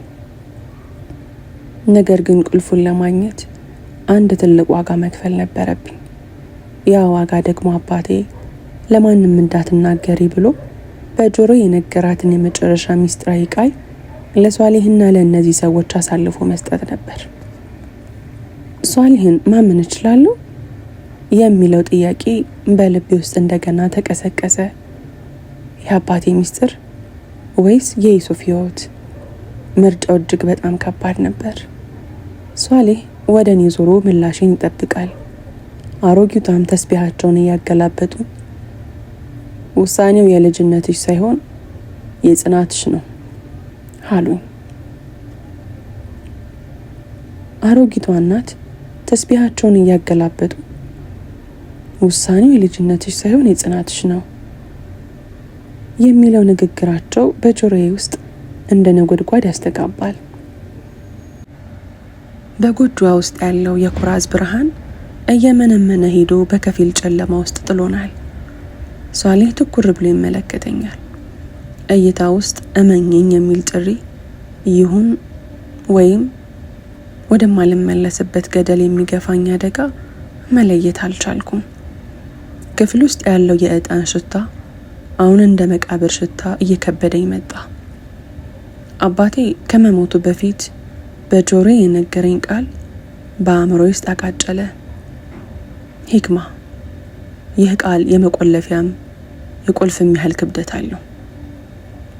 አባቴ የቆመለት ዓላማና ዩሱፍ አሁን እየከፈለ ያለው መስዋዕትነት አንድ መሆናቸውን ሳስብ አደራውን ማፍረስ ሳይሆን አደራውን ማዳን እንደሆነ ተሰማኝ። ቃሉን ባልናገር ዩሱፍ ይሞታል። ዩሱፍ ከሞተ ደግሞ አባቴ ሊጠብቀው የፈለገው ትልቁ ዓላማ አብሮ ይቀበራል። ሷሊህ አልኩት፣ ድምፄ እየተንቀጠቀጠ። ይህንን ቃል የምናገረው አንተን ስላመንኩ ሳይሆን ዩሱፍ ለከፈለው መስዋዕትነት ያለኝን ክብር በማሰብ ነው። ቃሉ አልአሚን ታማኙ የሚል ነው አልኩት በዝቅተኛ ትንፋሽ። ቃሉን ተናግሬ ስጨርስ ከከንፈሬ የወጣው ንግግር ዩሱፍን የሚያድን ቁልፍ ሳይሆን አባቴን የከዳው ጩቤ ሆኖ ተሰማኝ። አሮጊቷ እናት ተስቢያቸውን አቆሙ። ፊታቸው ላይ ቀጭን ፈገግታ ታየ። አባትሽ ትክክል ነበር። ቃሉን የምትናገሪው ለሰው ብለሽ ሳይሆን ለፍትህ ብለሽ መሆኑን ያውቅ ነበር አሉኝ። ከዚያም ከጎናቸው ካለው አሮጌና አቧራ ከለበሰ ሳጥን ውስጥ አንድ ትንሽ ዝገት የበላው ቁልፍ አወጡ። ይህ ቁልፍ ወደ ካምፑ ጓሮ የሚወስደው ሚስጥራዊ መተላለፊያ በር መክፈቻ ነው።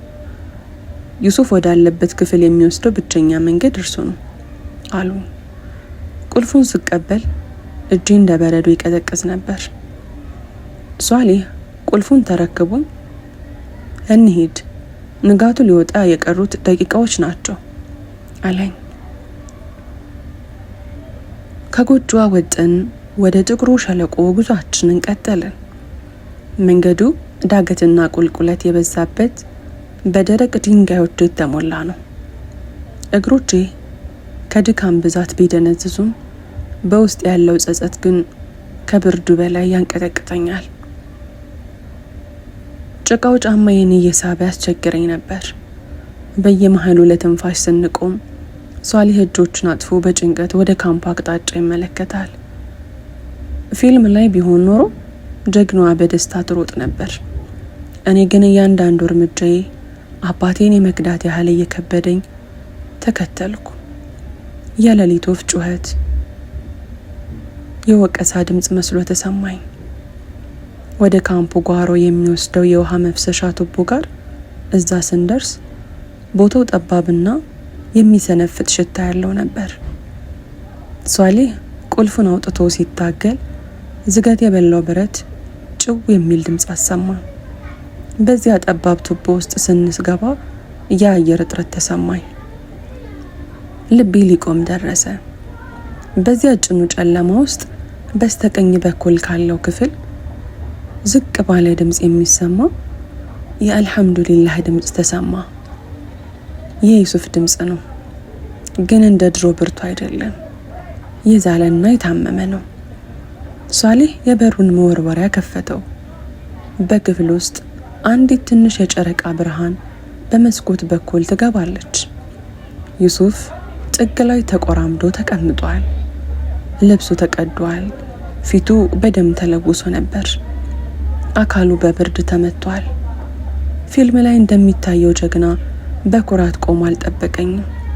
ይልቁንም በቆሰለ ሰብአዊነት ውስጥ ሆኖ አገኘሁት።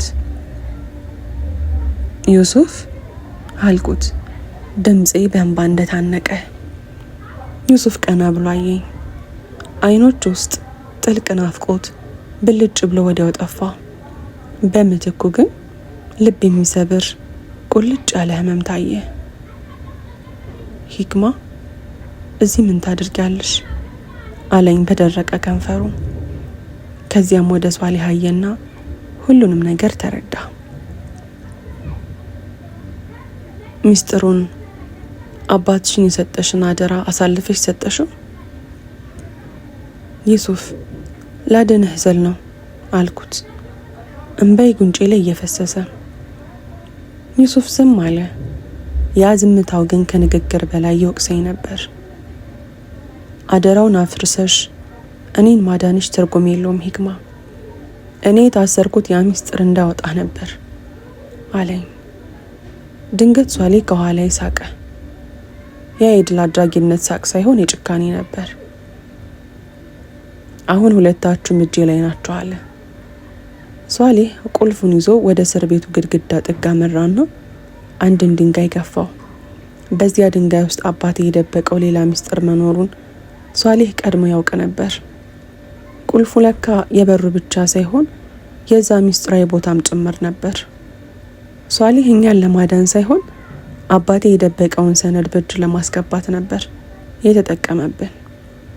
ሷሊህ ሚስጥሩን ይዞ ሊወጣ ሲል ከውጭ የብዙ ወታደሮች ኮቴና የባትሪ ብርሃን ታየ።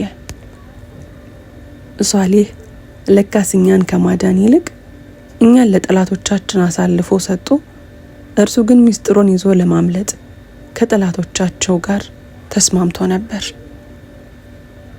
ክህደት ብሎ ዩሱፍ ጮኸ። ሷሊህ እኛን በዚያው ክፍል ውስጥ ዘግቶብን ሊያመልጥ ሲሞክር ካምፑ በወታደሮች ተከበበ። በአንድ በኩል የሷሊህ ክህደት፣ በሌላ በኩል የወታደሮቹ ጥቃት። በዚያች ጠባብ ክፍል ውስጥ እኔና የቆሰለው ዩሱፍ ብቻችንን ቀረን። ዩሱፍ በእጁም ባይን ጠረገልኝና አይዞሽ አላህ ከኛ ጋር ነው አለኝ። ፊልም ላይ ቢሆን ያመልጡ ነበር። በእውነተኛ ታሪክ ግን ሞትና ክህደት በደጃችን ላይ ቆመዋል። ዩሱፍ የሚፈልጉት አንቺን ነው ብሎኝ አይኖቹን በድካም ሲከድን በጎጆዋ ውስጥ ያለው አየር የታፈነ መሰለኝ። የአባቴ ሚስጥር፣ የሷሊህ ክህደትና አሁን ደግሞ እኔ ላይ የተጋረጠው አደጋ፣ ሁሉም በአንድ ላይ ተሰብስበው ትንፋሽ አሳጡኝ። ዩሱፍን አየሁት። በቆሰለ ፊቱ ላይ ያለው መረጋጋት ከእኔ መረበሽ ጋር ተጋጨ። በእውነተኛ ህይወት ጀግና መሆን ማለት ምርጫ ሲጠፋ የምትመርጠው ከባድ መንገድ ብቻ ነው። አሮጊቷ እናት አንድ ትንሽ የቆዳ ከረጢት አቀበሉን። ሂክማ፣ ንጋቱ ሚስጥርን አይሸፍንም። ወታደሮች ወደዚህ መምጣታቸው አይቀርም። እዚህ መቆየት አትችይም አሉ። ግን ዩሱፍ፣ እሱም በዚህ ሁኔታ ጥየው አልሄድም አልኩኝ፣ ድምፄ በእንባ ታንቆ። ዩሱፍን መተው ማለት ገላዬን ቆርጦ እንደመጣል ነበር የሚሰማኝ። እግሮቼ ከቤቱ ወለል ጋር የተጣበቁ መሰለኝ። አሮጊቷ እናት ወደ ዩሱፍ ተጠግተው ግንባሩን በረጅሙ ዳሰሱ። ዩሱፍ እዚህ ይቆያል። እነርሱ የሚፈልጉት አንቺን ነው። አንቺ እዚህ ከቆየሽ ዩሱፍንም አደጋ ላይ ትጥያለሽ። እንደውም አንቺን ፍለጋ ሲሄዱ ለዩሱፍ የመዳን እድል ትሰጪዋለሽ። ሂጂ ሂክማ፣ አላህ ካንቺ ጋር ነው አሉ። ይህ ትልቅ ፈተና ነበር። ለምትወደው ሰው ስትል ብቻህን ወደ ጨለማው መጓዝ። ዩሱፍን አየሁት። እጁን ያስኩት። እጁ ይቃጠላል። ዩሱፍ አላህ ይጠብቅህ ብዬ በጆሮ ሹክ አልኩት። ስወጣ ወደ ኋላ ተመልሼ ያየሁት የመጨረሻ እይታ ልቤን እንደ መስታወት ሰባበረው። በእውነተኛ ታሪክ ውስጥ ስንብት እንደ ፊልም ረዥም ንግግር የለውም።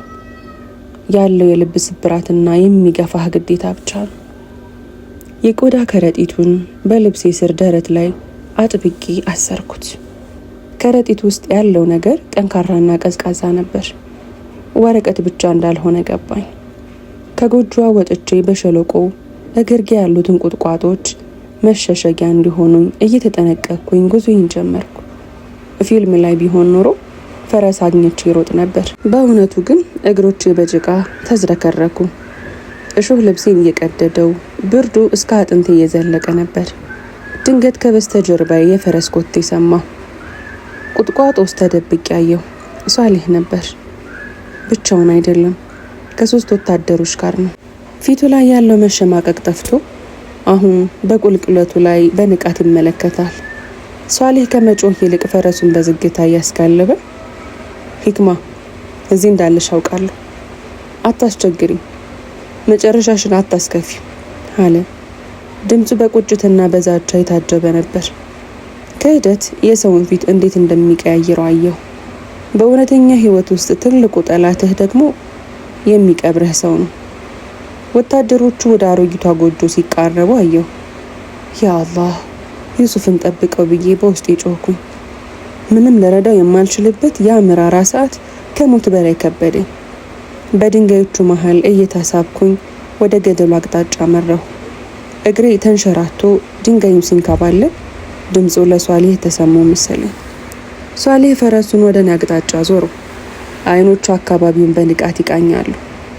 በዚያች ቅጽበት በእውነተኛ እምነትና በታላቅ ፍርሃት መሃል ቆምኩ። ከረጢቱን አጥብቄ ያዝኩት። አሮጊቷ የሰጡኝ ከረጢት ውስጥ ያለው ወረቀት ብቻ ሳይሆን አባቴ በእኔ ልብ ውስጥ ያስቀመጠው ሌላ ትልቅ እውነት መኖሩ አሁን መረዳት ጀምሬያለሁ። ሷሊህ ፈረሱን እያስጋለበ ወደ ተሸሸኩበት ቁጥቋጦ መጣ። የሆነ ነገር የጠረጠረ ይመስል ድንገት ፈረሱን አቆመ። አካባቢውም ጸጥ አለ። ሷሊህ በጥርጣሬ ዙሪያውን ካየ በኋላ ሆን ብሎ ድምፅ አጥፍቶ ለመያዝ እንዲመቸው ከፈረሱ ላይ በዝግታ ወረደ። ትንፋሽን አጥፍቼ መሬት ላይ ተለጠፍኩ። የፈረሱ ትንፋሽና የሷሊህ የጫማ ኮቴ ወደ እኔ እየቀረበ ነበር። ያ አላህ አንተ ጠባቂ ነህ ብዬ በልቤ ተማጸንኩ። ሷሊህ ቁጥቋጦውን በእጁ ገፋው። ሲገፋውም የደረቁ ቅጠሎች የሚሰባበሩበት ድምፅ በጆሮዬ ውስጥ እንደ ነጎድጓድ አስተጋባ። የመሬቱ ቅዝቃዜና የጭቃው ሽታ ገላዬን ወርሶታል። የአላህ በምድር ላይ ያለሁት እኔና ሷሊህ ብቻ የሆንን መሰለኝ።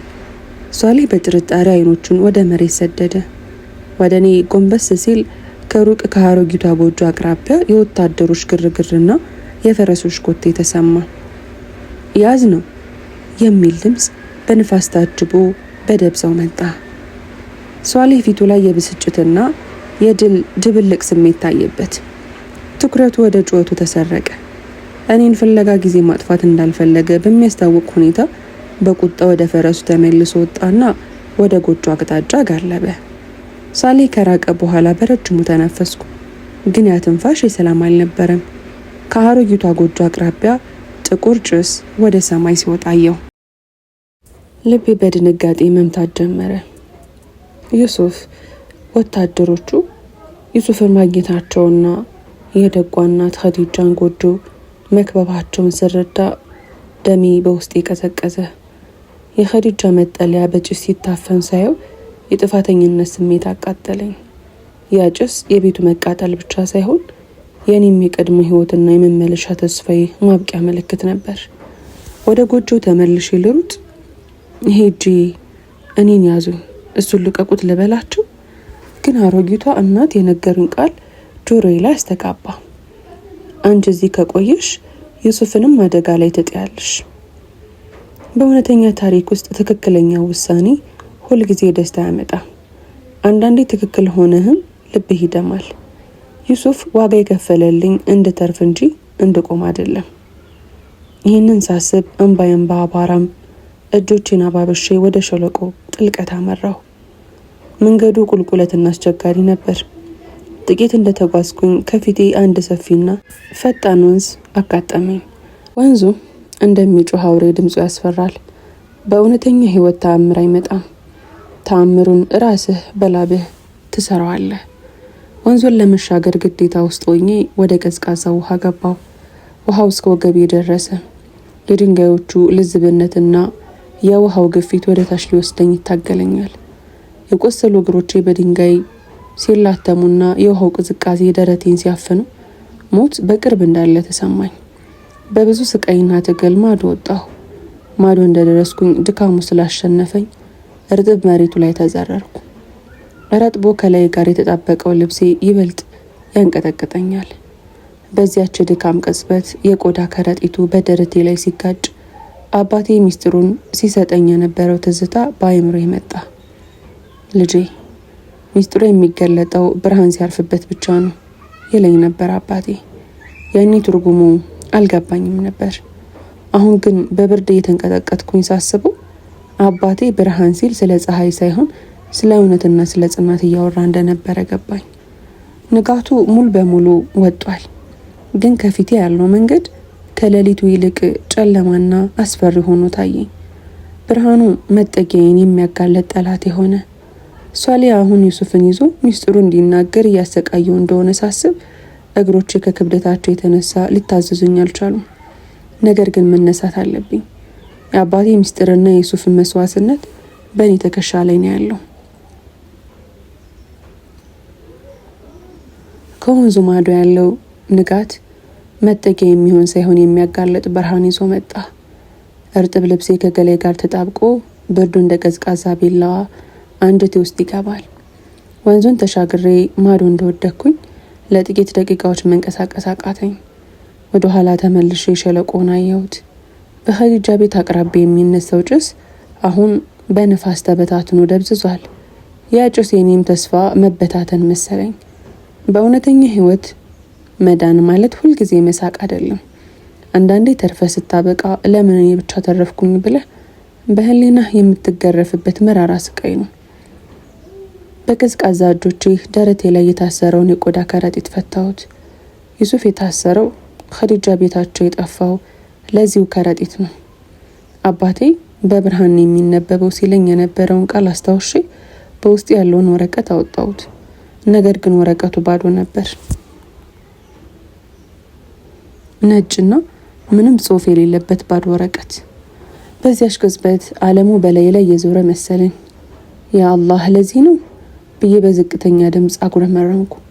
ለአንድ ባዶ ወረቀት ሲባል ነው የዩሱፍ ደም የፈሰሰው? አባቴ ያታለለኝ ለዚህ ነው? የጥፋተኝነት ስሜት፣ የተስፋ መቁረጥ ጥልቅ ከአጥንቴ ውስጥ ገባ።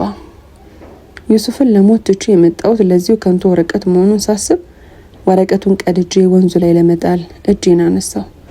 ነገር ግን አንድ እንባ ከዓይኔ ፈልቆ በወረቀቱ ላይ ወደቀ። በዚያው ቅጽበት የንጋቱ ፀሐይ ጨረር እርጥቡን ወረቀት ወጋው። በፀሐያ ሙቀትና በጨረሩ ብርሃን መካከል በወረቀቱ ላይ ጥቃቅንና ቀጫጭን ምልክቶች መታየት ጀመሩ። የአባቴ እጅ ጽሑፍ። ነገር ግን ጽሑፉ ወደው የሚገባ አልነበረም። ስሞች፣ ቁጥሮችና መስመሮች ብቻ ናቸው። የአባቴ ሚስጥር ለካ እንዲህ በቀላሉ የሚፈታ አልነበረም። ትርጉሙ ግራ ገባኝ። ነገር ግን ያንን ባዶ ወረቀት በብርሃን ሲለወጥ ማየቴ በውስጤ ለወራት የጠፋውን ተስፋ በትንሹ አቀጣጠለው። ድንገት ከበስተጀርባዬ የፈረስ ኮቴ ሰማሁ። በድንጋጤ ቆምኩኝና ወደ ቁጥቋጦ ለመሸሸግ ሞከርኩ። ነገር ግን እርጥብ ልብሴ ከክብደቱ የተነሳ ደከመኝ። እግሬ ተጠልፎ መሬት ላይ ወደቅኩ። አንድ ግዙፍ ጥላ ከላይ ላይ አረፈ። ቀና ብያየው። አንድ ሰው በፈረሱ ላይ ሆኖ በትኩረት ይመለከተኛል። ፊቱ በጨለማና በብርሃን መካከል ስለነበረ መለየት አቃተኝ። ሂክማ አለ ሰውየው። ሷሊህ ብዬ በጭንቀት ጮኩኝ። ለመሸሽ በሞክርም ሰውነት አልታዘዛለኝ። ሰውየው ከፈረሱ ወረደና ወደ እኔ ተጠጋ። አይደለሁም አለና አንድ አሮጌ የብር ቀለበት አሳየኝ። የአባቴ ቀለበት ነበር። አባቴ ለአደም ለኸዲጃ ልጅ የሰጠው የመታመኛ ምልክት። አደም መሆኑን ባውቅም በልቤ ውስጥ ያለው ጥርጣሬ ግን አልጠፋም። ሷሊህ ቀለበቱን ከአባቴ ነጥቆ ለአደም ሰጡት ቢሆንስ? በእውነተኛ ህይወት እርዳታ ሲመጣ ሁልጊዜ በንቀት መታየት አለበት። ዩሱፍ ያንቺን መጥፋት ተመልክቷል አለ አደም ዙሪያውን በንቃት እየሰለለ። ሷሊህ ትኩረቱን ዩሱፍ ላይ ሲያደርግ እኔ ማዶ ተሻግሬ እንድጠብቅሽ ትዕዛዝ ደርሶኝ ነበር። አሁን ግን መሄድ አለብን። ሷሊህ ዩሱፍን ካሰቃየው በኋላ ወደዚህ መምጣቱ አይቀርም። ንፋሱ በሸለቆ መሃል ሲያፏጭ የዩሱፍ የጭንቀት ድምጽ እየመጣ መሰለኝ። በህሊናዬ ዩሱፍ በሷሊህ ፊት ቆሞ ሲሰቃይ ታየኝ። ያ ህመም በገላዬ ላይ ተሰማኝ። አደም እጁን ዘረጋልኝ። እጁን አየሁት። ነገር ግን ወዲያው አላስኩትም። ወደማውቀው ስቃይ መመለስ ወይም ወደማላውቀው ሰው እጅ መግባት። መንገዱ ገና ረዥም ነው ሂክማ። ዩሱፍ የታሰረው አንቺ እንድትደርሽ ነው። አሁን ካለቀሽ የመስዋዕትነቱን ዋጋ ታቀየዋለሽ። ተነሺ አለኝ አደም። በረጅሙ ተነፈስኩ። የቆዳ ከረጢቱን መልሼ ደረቴ ላጥብቄ አሰርኩት። ንጋቱ አሁን ሙሉ በሙሉ ወጥቷል። ብርሃኑ ወረቀቱን እንደገለጠው ሁሉ የኔንም ህይወት እየገለጠ ነው። አደምን ተከትዬ ወደ ማላውቀው ጫካ ስገባ ወደ ኋላዬ ዞር ብያየው። ሸለቆ ዩሱፍና ትላንትናዬ እዚያው ቀሩ። አሁን ያስኩት ወረቀት ብቻ ሳይሆን ትርጉሙን የማላውቀው የአባት አደራና ገና ያልተከፈለ የዩሱፍ መስዋዕትነት ነው። በሸለቆ ማዶ አየሩ በጭስ በባሩድና በበቀል ሽታ ታፍኗል። ሷሊህ በቆሰለውና በታሰረ ዩሱፍ ፊት ቆሟል። የዩሱፍ ልብስ በደም ተለውሷል፣ ግን አይኖቹ አሁንም እንደ ንስር ጥርት ያሉ ናቸው።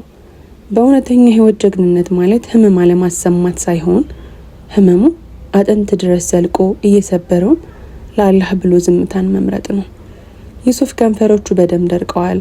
ትንፋሹ ሲቆራረጥ ደረቱ እንደ ከባድ ድንጋይ ይከብደዋል። ሷሊህ በንቀት ወደ ዩሱፍ ተጠጋ። ፊቱ ላይ ያለው ትዕቢት ግን በውስጡ ካለው ስውር ስጋት ጋር ይጋጫል። አንድ ጥያቄ ብቻ ነው የሚጠይቀህ አለ ድምጹን ዝግ አድርጎ ወደ ዩሱፍ ጆሮ ተጠግቶ። ያቺ ልጅ ወዴት ሄደች? ከረጢቱ ሴት አለ? ይህንን ከነገርከኝ ህይወትን ብቻ ሳይሆን ለቤተሰቦችም ሀብት እሰጥሃለሁ። ዩሱፍ ህመሙን ለመቋቋም ጥርሱን አፏጨ። በደረቁ ከንፈሮች ውስጥ ያ አላህ የሚል ዝቅተኛ ድምጽ ብቻ ይሰማል። ነፍሱ ከአካሉ ጋር የምትታገል ትመስላለች።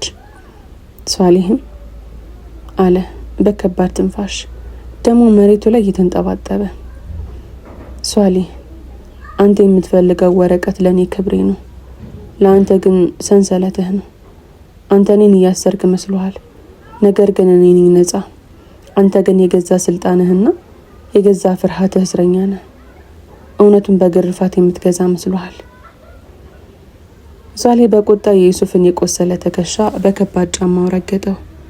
ዩሱፍ ከህመሙ ብዛት አይኖቹ ተከደኑ፣ ግን አንዲትም የጩኸት ቃል ካፉ አልወጣችም። ያ ዝምታ ሷሊህን እንደ እሳት አቃጠለው። ዩሱፍን ሲመታው እጁ ለሰከንድ ተንቀጠቀጠች። ይህ ሰው ምን አይነት ጌታ ቢኖረው ነው እንዲህ የሚጸናው? ሞትንስ እንዴት ናፈቀው የሚል ስውር ፍርሃት በሷሊህ ልብ ውስጥ ተዘራ።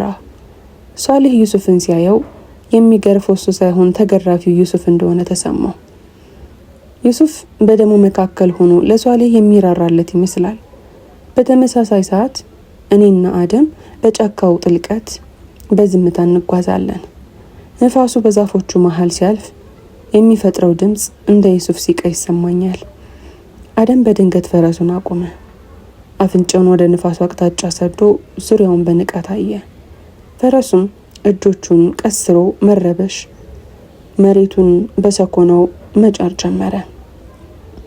እውነተኛ አደጋ ውስጥ መጀመሪያ የሚመጣው ድምጽ ሳይሆን ድንገተኛ የዝምታ ከባድ ነገር ነው። አደምም እንደኔ እየፈራ መሆኑን ከግንባሩ የሚወርደው ላብና የሚቆራረጠው ትንፋሹ ምስክር ነበር። አደም ምን ሆነ? ለምን ቆምን? አልኩት፣ ድምፄ በብርድና በድንጋጤ እየተንቀጠቀጠ። ውሾቹ አለ አደም ቃናው ተለውጦ፣ አይኖቹ ጫካውን እየቀደዱ። የሷሊህ አሸናፊ ውሾች ሽታችንን አግኝተውናል። ንፋሱ የእነሱን ጩኸት ይዞልኝ መጥቷል። ከሩቅ የውሾች ጩኸት እንደ መርዶ ነጋሪ በጫካ ውስጥ አስተጋባ። አደም ፈረሱን በኃይል አስነሳው። በጫካው መሃል ስንጋልብ የዛፍ ቅርንጫፎቹን ፊቴን ይቧጭሩታል። የአካላዊ ህመም ግን በልቤ ውስጥ ካለው የጥፋተኝነት ስሜት ጋር ሲወዳደር ምንም ነበር። ከሷሊህ ጅራፍ ይልቅ የዩሱፍ ዝምታ ይበልጥ ያማል የሚል የህሊና ወቀሳ በውስጤ ጮኸ። እኔ ለመኖር ስጋልብ እሱ ስለ እኔ መሞት ቆሟል። እያንዳንዱ የፈረሱ ሸኮና ድምፅ ከዳተኛ የሚልብኝ መሰለኝ። አደም ዩሱፍን እዚያ በሞት አፍትተ ነው መሄዳችን ልክ ነው? እንዴት ልባችን ጨክኗል? አላህስ ምን ይለን ይሆን አልኩት፣ እንባዬ ከነፋሱ ጋር እየተጋጨ። ሂክማ አለ አደም ወደ ኋላው ሳይዞር ፈረሱን ይበልጥ እያፈጠነ። አንቺ ከተያሽ የዩሱፍ ስቃይ ትርጉም ያጣል። እሱ ራሱን የሰጠው አንቺ ሚስጥሩን ይዘሽ እንድትተርፊ ነው። አሁን መመለስ ማለት እሱን መርዳት ሳይሆን ከከፈለው ዋጋ ማርከስ ነው። ዩሱፍ የፈለገው አካሉን እንድታገኙ ሳይሆን የአባትሽን እውነት እንድታገኝ ነው። ቃላቶቹ እንደ ጅራፍ ገረፉኝ። አባቴ የሰጠኝ ወረቀት እንደግም ያየሁት። በወረቀቱ ግርጌ ላይ በፀሐይ ብርሃን ብቻ የምትታይ አንዲት ጥቃቅን የመስጂድ ምልክትን አየሁ። አባቴ በልጅነቴ ልጄ እውነተኛ እውነት በመስጊድ ጣሪያ ስር በአላህ ቤት ትጠበቃለች ይለኝ የነበረው ትዝታ እንደ መብረቅ በጭንቅላቴ ውስጥ በራ። አደም የያዘውን የቀለበት ምልክትና የወረቀቱን ሚስጥር ስገጥሞ አባቴ መዳረሻዬንና መጠጊያዬን አስቀድሞ እንዳዘጋጀልኝ ተረዳሁ። ውሾቹ እየቀረቡ መጡ። ድምጻቸው አሁን በቅርብ ይሰማል። አደም ወደ አንድ ገደላማና ጠባብ መንገድ ፈረሱን አዞረው። ያ አላህ አንተ ጠብቀን፣ አንተ ካልረዳህን ማንም መረዳት የለንም ስል በልቤ ተማጸንኩ። አሁን ማልቀስ አቆምኩኝ። ምክንያቱም በእውነተኛ ትግል ውስጥ እንባ መንገድ ይጋርዳል። እኔ ደግሞ አሁን ከፊት ለፊት ያለው ገደል እሱን ለማለፍ የጠራ አይንና የጸና ልብ ሊኖረኝ ይገባል። ዩሱፍ እዚያ በሷሊህ እጅ እየደማ ነው። እኔ ደግሞ እዚህ ከሞት ጋር የተሽቀዳደምኩ ነው። የሸለቆው ንፋስ አሁን ደምደም የሚሸት ከባድ ጭጋግን ለብሷል። ሰማዩ በደመና ተጋርዶ የቀኑ ብርሃን ሳይወጣ የቀዘቀዘ ጥላ በምድሩ ላይ ሰፍኗል። ሷሊህ ትዕግስቱ ተሟጧል። በፊቱ የታሰረ ዩሱፍ አካል እንጂ ነፍስ አይመስልም። ደሙ መሬት ላይ ረግዶ አቧራው ላይ ጥቁር ምልክት ጥሏል። በእውነተኛ ስቃይ ውስጥ ጊዜ ይቆማል። እያንዳንዱ ሰከንድ እንደ ዓመት ይረዝማል። ሷሊህ ግን ግራ ገብቶታል። የሚገርፈው እሱ የሚጮኸውና የሚማጸነው ደግሞ ዩሱፍ መሆን ሲገባው ክፍሉን የሞላው ግን የሷሊህ ቁጣና የዩሱፍ አሰቃቂ ዝምታ ነው። ዩሱፍ አለ ሷሊህ የግርፋቱን ጅራፍ መሬት ላይ የጎተተ። ድምፃውን ተስፋ መቁረጥ ይጋባበታል። ይህ መጨረሻህ ነው።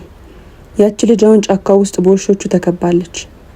አንተ ለምንም ለሌለው ወረቀት ስትል ነፍስህን ለምን ትሰጣለህ? ዝምታህ ማንን ያድናል? ዩሱፍ አንገቱን ቀና ለማድረግ ሞከረ። እያንዳንዱ የጡንቻው እንቅስቃሴ እንደ እሳት ያቃጥለዋል። በአይኑ ላይ የረጋው ደም እይታውን ቢጋርደውም በልቡ ውስጥ ግን ከአለት የጠነከረ ብርሃን አለ። ሷሊህ አለ ድምፁ እንደ ሸካራ ወረቀት የተሰነጠቀ። አንተ ለምታየው ዓለም ትዋጋለህ፣ እኔ ግን ለማላየው ጌታ ይገዛሉ። አንተ እኔም ብትገድለኝ አንድ ዩሱፍ ይሞታል። ዝምታዬ ግን ሺህ እውነቶችን በነጻነት ያኖራል። ሞት ለእኔ ረፍቴ ነው፣ ለአንተ ግን የፍርሃትህ መጀመሪያ። ሷሊህ በቁጣ ተሞልቶ ጅራፉን አነሳ። የጅራፉ ድምፅ በአየሩ ላይ ሲሰነጠቅና የዩሱፍን ገላ ሲያርሰው ዩሱፍ ህመሙ አጥንቱ ድረስ ዘልቆ ሲጸርስ ተሰማው። በዚያች የጭካኔ ቅጽበት ዩሱፍ አይኖቹን ጨፍኖ ወደ ኋላ ተጓዘ። በትዝታ ውስጥ የእናቱ የሌላ መሐመድ ፈገግታ መጣለት። እናቱ ልክ እንደ ዛሬው ስቃይ ሁሉ እሱን ለማሳደግ በፀሐይና በብርድ ስትለፋ የነበረችው ትዝ አለው። ያ አላህ አንተ ጠብቃት፣ አደራህን አድርስ ሲል በልቡ ተማጸነ። የዩሱፍ ጽናት ሷሊሂን ከመቼውም በላይ አስፈራው። ዩሱፍን ሲያየው እንደ ሰው ሳይሆን እንደማይናወጥ ተራራ ታየው። በእውነተኛ ጦርነት ውስጥ ትልቁ ድል ጠላትን መግደል ሳይሆን ጠላት ባንተ ጽናት ፊቱ የራሱን ባዶነት እንዲረዳ ማድረግ ነው። በተመሳሳይ ሰዓት እኔና አደም በጫካ ውስጥ ከሞት ጋር የተሽቀዳደምን ነው። የውሾቹ ጩኸት አሁን ከአንገታችን ስር የመጣ ይመስላል። ስታሸተው በአየሩ ላይ ተከፍቷል። አደም ፈረሱን ወደ ገደላማው መንገድ ሲያዞረው ፈረሱ በድንጋጤ ቆመ። ከፊታችን ያለው መንገድ በቅርብ በደረሰ ናዳ ተዘግቷል። ወደ ኋላ መመለስ አይቻልም። ወደፊት መሄድ ደግሞ ገደል ነው። ወረጂ አለ አደም። ከፈረሱ ላይ ወርጄ መሬት ላይ ወደኩ። እርጥቡ መሬት እጆቼን አሟሸሻቸው። የዛፍ ቅርንጫፎች ፊቴንና እጆቼን ሲያቧጭሩኝ የሚሰማኝ የሚፋጅ ህመም ከውስጤ ካለው ስብራት ጋር ሲወዳደር ምንም ነበር። ዩሱፍ በዚያ ጭካኔ ውስጥ ሆኖ ሂጂ ያለኝ ለዚህ ነው፣ በዚህ ገደል ዳር እንድሞት የሚል የጥፋተኝነት ስሜት እንደ ከባድ ሰንሰለት እግሬ ላይ ተጠመጠመ። በዛች ሰከንድ ጀርባዬ ላይ አንድ ድንገተኛ የማቃጠል ስሜት ተሰማኝ። ልክ እንደ ዩሱፍ ጀርባ በመካከላችን ያለው መንፈሳዊ ግንኙነት ርቀቱን ያጠፋው ይመስለኛል። ዩሱፍ እዚያ ሲገረፍ እኔ እዚህ ህመሙ ይሰማኛል። አደም የፈረሱን ልጓም ለቀቀውና ወደ እኔ መጣ። አይኖች ውስጥ ፍርሃት፣ ድካምና ጥልቅ ሐዘን ተቀላቅለዋል። አደም እኔን ቀና ብሎ ለማየት ፈራ። አይኖቹን ወደ መሬት ሰበረ። በዚያ ዝምታ ውስጥ የዩሱፍን መጨረሻ አነበብኩት። አደም፣ ዩሱፍ አልኩት፣ ትንፋሼ የተቆራረጠ። ሂክማ፣ አሁን በግርጌው በኩል ባለው ጠባብ ዋሻ ውስጥ ማለፍ አለብን አለ ድምፁ እየተቆራረጠ። ለጥንቃቄ መልስ ከመስጠት በመሸሽ ፈረሶቹን እዚህ እንተዋቸዋለን፣ ውሾቹ በቅርቡ ይደርሳሉ። በእርጥብ መሬት ላይ የተንፏቀቅን ወደ ዋሻው ስንገባ የውሾቹ ትንፋሽ ከጀርባችን ይሰማኝ ነበር። ዋሻው ጨለማ፣ ቀዝቃዛና ትንፋሽ የሚከልል ነው። እጄን ወደ ደረቴ ሰድጄ የአባቴን የቆዳ ከረጢት አጥብቄ ያዝኩት። በዛች ሰከንድ ውስጥ የዩሱፍ ድምፅ በጆሮዬ ላይ ያቃጨለ መሰለኝ። ሂክማ፣ አደራሽን የሚለው ቃሉ የልብ ምቴን አፋጠነው። በዋሻው ውስጥ ጥቂት እንደተጓዝን አደም በድንገት ቆመ። ሂክማ፣ አንድ ነገር ልነግርሽ ይገባል አለ፣ ድምፁ የተሰነጠቀ። አይኖቹን አሁንም ከኔ ይሰርቃል። ዩሱፍ ይህንን መንገድ የመረጠው ለምን ይመስልሻል? እሱ እዚያ የቀረው አንቺን ለማዳን ብቻ አይደለም። ሷሊህ አንቺን መፈለጉን ትቶ እሱ ላይ እንዲያተኩርና ጊዜ እንዲሰጠን ነው። ዩሱፍ አሁን የመጨረሻው እስትንፋስ ላይ ሊሆን ይችላል። ልቤ ሊቆም ደረሰ። የዋሻው ግድግዳ በላይ ላይ የሚደፋ መሰለኝ። አይሆንም፣ ዩሱፍ አይሞትም ብዬ ጮኩ።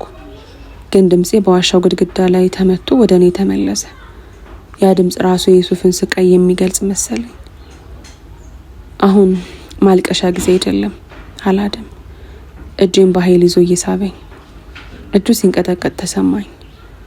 የሰማያዊ መስጊድ መዳረሻ እዚህ ዋሻ መጨረሻ ላይ ነው። እዚያ መድረስ አለብን። ዩሱፍ የከፈለው ዋጋ ባዶ ሆኖ እንዳይቀር ብርታት ይኖርሽ።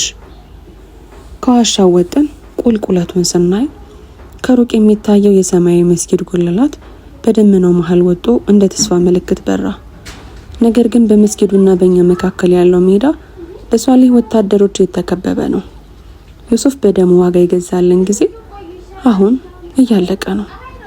ጀርባዬ ላይ ያለው ሚስጥር፣ በልቤ ውስጥ ያለው የዩሱፍ ፍቅርና ከፊቴ ላይ ያለው ሞት ሁሉም በአንድ ላይ ተጋጩ። ያ አላህ፣ አንተ የዩሱፍን ጽናት ለኔ ጉልበት አድርግልኝ ስል ዱዓ አደረኩ። አደም ሰይፉን መዘዘ። ሰይፉ በደበዘዘው ብርሃን ላይ ሲያንጸባርቅ የመጨረሻው ፊልሚያ መጀመሩን አበሰረ። ዩሱፍ በሸለቆ ውስጥ ለብቻው እየደማ፣ እኔ ደግሞ በዚህ ጫካ አፍ ላይ ተስፋ እየቆረጥኩኝ፣ ሁለታችንም ለተመሳሳይ እውነት የመጨረሻውን ዋጋ ለመክፈል ቆመናል። በዋሻው አፍ ላይ ያለው አየር አሁን የሚተነፍሱት ሳይሆን የሚሸከሙበት ከባድ ሸክም ሆኗል። ከፊታችን ያለው ሜዳ በሷሊህ ወታደሮች ተወሯል። የሰማያዊ መስጊድ ጉልላት በጠዋቱ የፈካ ብርሃን ስር ሆኖ እንደ ሩቅ ተስፋ ይታየኛል። ነገር ግን ያ ተስፋ በደም የተከበበ ነው። አደም ሰይፉን መዘዘ። ሰይፉ በእጅ ላይ ሲንቀጠቀጥ አየሁት። ይህ ፍርሃት ሳይሆን የሰው ልጅ ከነፍሱ ጋር የሚያደርገው የመጨረሻ ትግል ምልክት ነው። ሂክማ አለ አደም አይኖቹን ወደ መስጊዱ ጉልላት እየሰቀለ። ይህንን ሜዳ የምናቋርጠው በጉልበታችን ሳይሆን በኢማናችን ነው። እኔ መንገዱን እከፍትልሻለሁ፣ አንቺ ግን አንድም ቀን ወደ ኋላ እንዳታይ። ዩሱፍ የከፈለው ዋጋ መጨረሻው አንቺ እጅ ላይ ነው። አደም በረጅሙ ተንፍሶ የፈረሱን ልጓም አጥብቆ በመያዝ ወደ ወታደሮቹ መሀል በረረ። የብረትና የብረት ግጭት፣ የሰውና የፈረስ ጩኸት አየሩን በላው። እኔ ግን አደራዬን በደረቴ አጥብቄ እንባዬን እየገደብኩኝ መሮጥ ጀመርኩ። በሮጥኩኝ ቁጥር ሳምባዬ በእሳት እንደሚቃጠል ይሰማኛል። እግሮቼ ሊከዱኝ ቢሞክሩም በጆሮዬ ላይ ግን የዩሱፍ ድምፅ ያቃጭላል። ሂጂ አደራሽ። እያንዳንዱ እርምጃዬ ለዩሱፍ የሚደረግ ዱዓ ይመስል ነበር። በተመሳሳይ ሰዓት በሸለቆ ግርጌ ዩሱፍ የመጨረሻው የህይወት ጠርዝ ላይ ቆሟል። ሷሊህ ሽጉጡን አውጥቶ በዩሱፍ ግንባር ላይ ደቀነው። ዩሱፍ ግን ያየው ሽጉጡን ሳይሆን በመስጂዱ ደጃፍ የደረሰችውን ሂክማን ነበር። ሷሊህ በንዴት ቃታውን ሊስብ ሲል ድንገት ከሸለቆ ማዶ የፈረሶች ኮቴ ተሰማ። የፍትህ ጠባቂዎች ሸለቆን እያንቀጠቀጡት ነበር። ሷሊህ በፍርሃት ሽጉጡን ሊስብ ሲል የፍትህ ወታደሮች ጥይት ቀደመው። ዩሱፍ መሬት ላይ ወደቀ። በዙሪያ ያለውን ጩኸትና የብረት ድምፅ አልሰማም። ሰማዩ በድንገት ዝም ያለ መሰለው። ፀሐይ ስትወጣ ሙቀቷ ፊቱን ሲዳስሰው ተሰማው። አልሐምዱሊላህ ድል መጣች ሲል በልቡ አሰበ። አይኖቹን ከፍቶ ያችን የምትሞቀውን ፀሐይ ለማየት ሞከረ። ነገር ግን የሚታየው ነገር አልነበረም። ደጋግሞ አይኖቹን አርገበገበ፣ ግን በፊቱ ያለው ጥቁር ግድግዳ አልተገለጠም። ፀሐይ ፊቱን እየለበለበችው ነው። እሱ ግን ያለበትን ጨለማ ሊሰነጥቅ አልቻለም። ያን ገባው። ዩሱፍ ብርሃኑን ለሂክማ ሰጥቶ እሱ በጨለማ ውስጥ ቀርቷል። እኔ መስጂድ ደጃፍ ደረስኩ። ጉልበቶቼ ተዝለፍልፈው መሬት ላይ ወደቁ። በሩን በኃይል ለመምታት እንኳን አቅም አልነበረኝም። ያ አላህ አታሳፍረኝ ስል በመጨረሻው የልብ ትርታ ይጮኩ። በሩ በቀስታ ተከፈተ። ሻህ አብዱል ቃድር ነጭ ልብሳቸውን ለብሰው ከፊት የቆሙ። የቆዳ ከረጢቱን በእጆቻቸው ላይ ሳስቀምጥ ሼኹ በእንባ የተሞሉ አይኖቻቸውን እያዩ እንዲህ አሉ። ልጄ አንቺ አደራውን ብቻ ሳይሆን የአንድን ጀግና ብርሃን ይዘሽ መጥተሻል። እውነት እዚህ ደርሰሻል፣ ግን ዋጋው ከባድ ነው አሉ። ከመስጊዱ ግቢ ውስጥ ቁጭ ብዬ ከአድማስ ማዶ ፀሐይ ስትወጣየው፣ ነገር ግን ልቤ ሸለቆ ውስጥ ካለ ዩሱፍ ቀርቷል። ከቆይታ በኋላ አደም በደም ተለውሶ ወደ መስጂዱ ግቢ ገባ። አደም ብዬ ጮህኩና ወደ እሱ ሮጥኩኝ። ዩሱፍ የት አለ? አደም ዝም ብሎ አየኝ። አይኖቹን ወደ መሬት ሰበረ። ዩሱፍ ተርፏል ሂክማ አለ፣ ድምፁ እየተቆራረጠ። ነገር ግን የከፈለው መስዋዕትነት አካሉን ጎድቶታል። ዩሱፍ አሁን እኛም ማየት አይችልም። ብርሃኑን አጧል ሂክማ። አደም ሲናገር እንባው በጉንጩ ላይ ወረደ። እኔ ግን ቆሜ ቀረሁ። ዩሱፍ ለእኔ ሲል ራሱን ለጨለማ አሳልፎ ሰጠ። በመስጂዱ ግቢ ውስጥ ያለው ፀሐይም ደመቀ። የኔ ዓለም ግን በዩሱፍ መጨለም ውስጥ በዝምታ አለቀሰች። በሰማያዊ መስጊድ ውስጥ ያለው አየር ቆሟል። ንፋሱ እንኳን ለሚመጣው ከባድ ትዕይንት ክብር የሰጠ ይመስላል። የጽድ ዛፎችን ቅጠሎች አይነካቸው። እኔና አደም ጥግ ላይ ቆመናል። አደም ትንፋሹ ሲቆራረጥ ይሰማኛል። ፊቱ ላይ ያለው ጠባሳ ገና አልደረቀም፣ ግን አይኖቹን ወደ መግቢያው በር ሰክቶ እንደ ሐውልት ቆሟል። በውስጡ ያለው የጸጸት እሳት ከቆሰለ እጁ በላይ እንደሚያቃጥል አውቃለሁ። ዩሱፍን ለብቻው ጥሎ እኔን ይዞ በመምጣቱ ነፍሱ ስትወቅሶ ይሰማኛል። ከጥቂት ቆይታ በኋላ በሁለት ወታደሮች ታግዞ አንድ ሰው ወደ ግቢው ሲገባ ታየ። የልቤ ትርታ መሬቱን እንደሚመታው የፈረስ ኮቴ መፍጠን ጀመረ። ያ ሰው ዩሱፍ ነበር። ነገር ግን ያ የማውቀው ቀልጣፋና እንደ ነብር የሚተማመነው ወጣት አልነበረም። እርምጃዎቹ ተንገዳጋጅ ናቸው። ቀስ ብሎ መሬቱን በበትሩ እየመታ መንገዱን በጆሮውና በልቡ እየሰማ ነው የሚመጣው። አይኖቹ ላይ ነጭ ፋሻ ታስሯል። ያ ፋሻ በነጭነቱ መሃል በሷሌህ ጅራፍ የፈሰሰውን የደም ጠብታ አሁንም እንደ መስዋዕትነት ምልክት ያሳያል። ዩሱፍ ጥቂት እርምጃ ሲቀረው ደጋፊዎች እንዲለቁት በምልክት አዘዛቸው። በሁለት እጆቹ አየሩን እየዳሰሰ ፊቱን ወደ ሰማይ ቀን አድርጎ ቆመ። የሚገርመው ነገር ዩሱፍ ባያየኝም ነፍሱ ግን እዚህ መሆኔን ያወቀች መሰለኝ። ለደቂቃዎች በመካከላችን ከባድ ዝምታ ሰፈነ።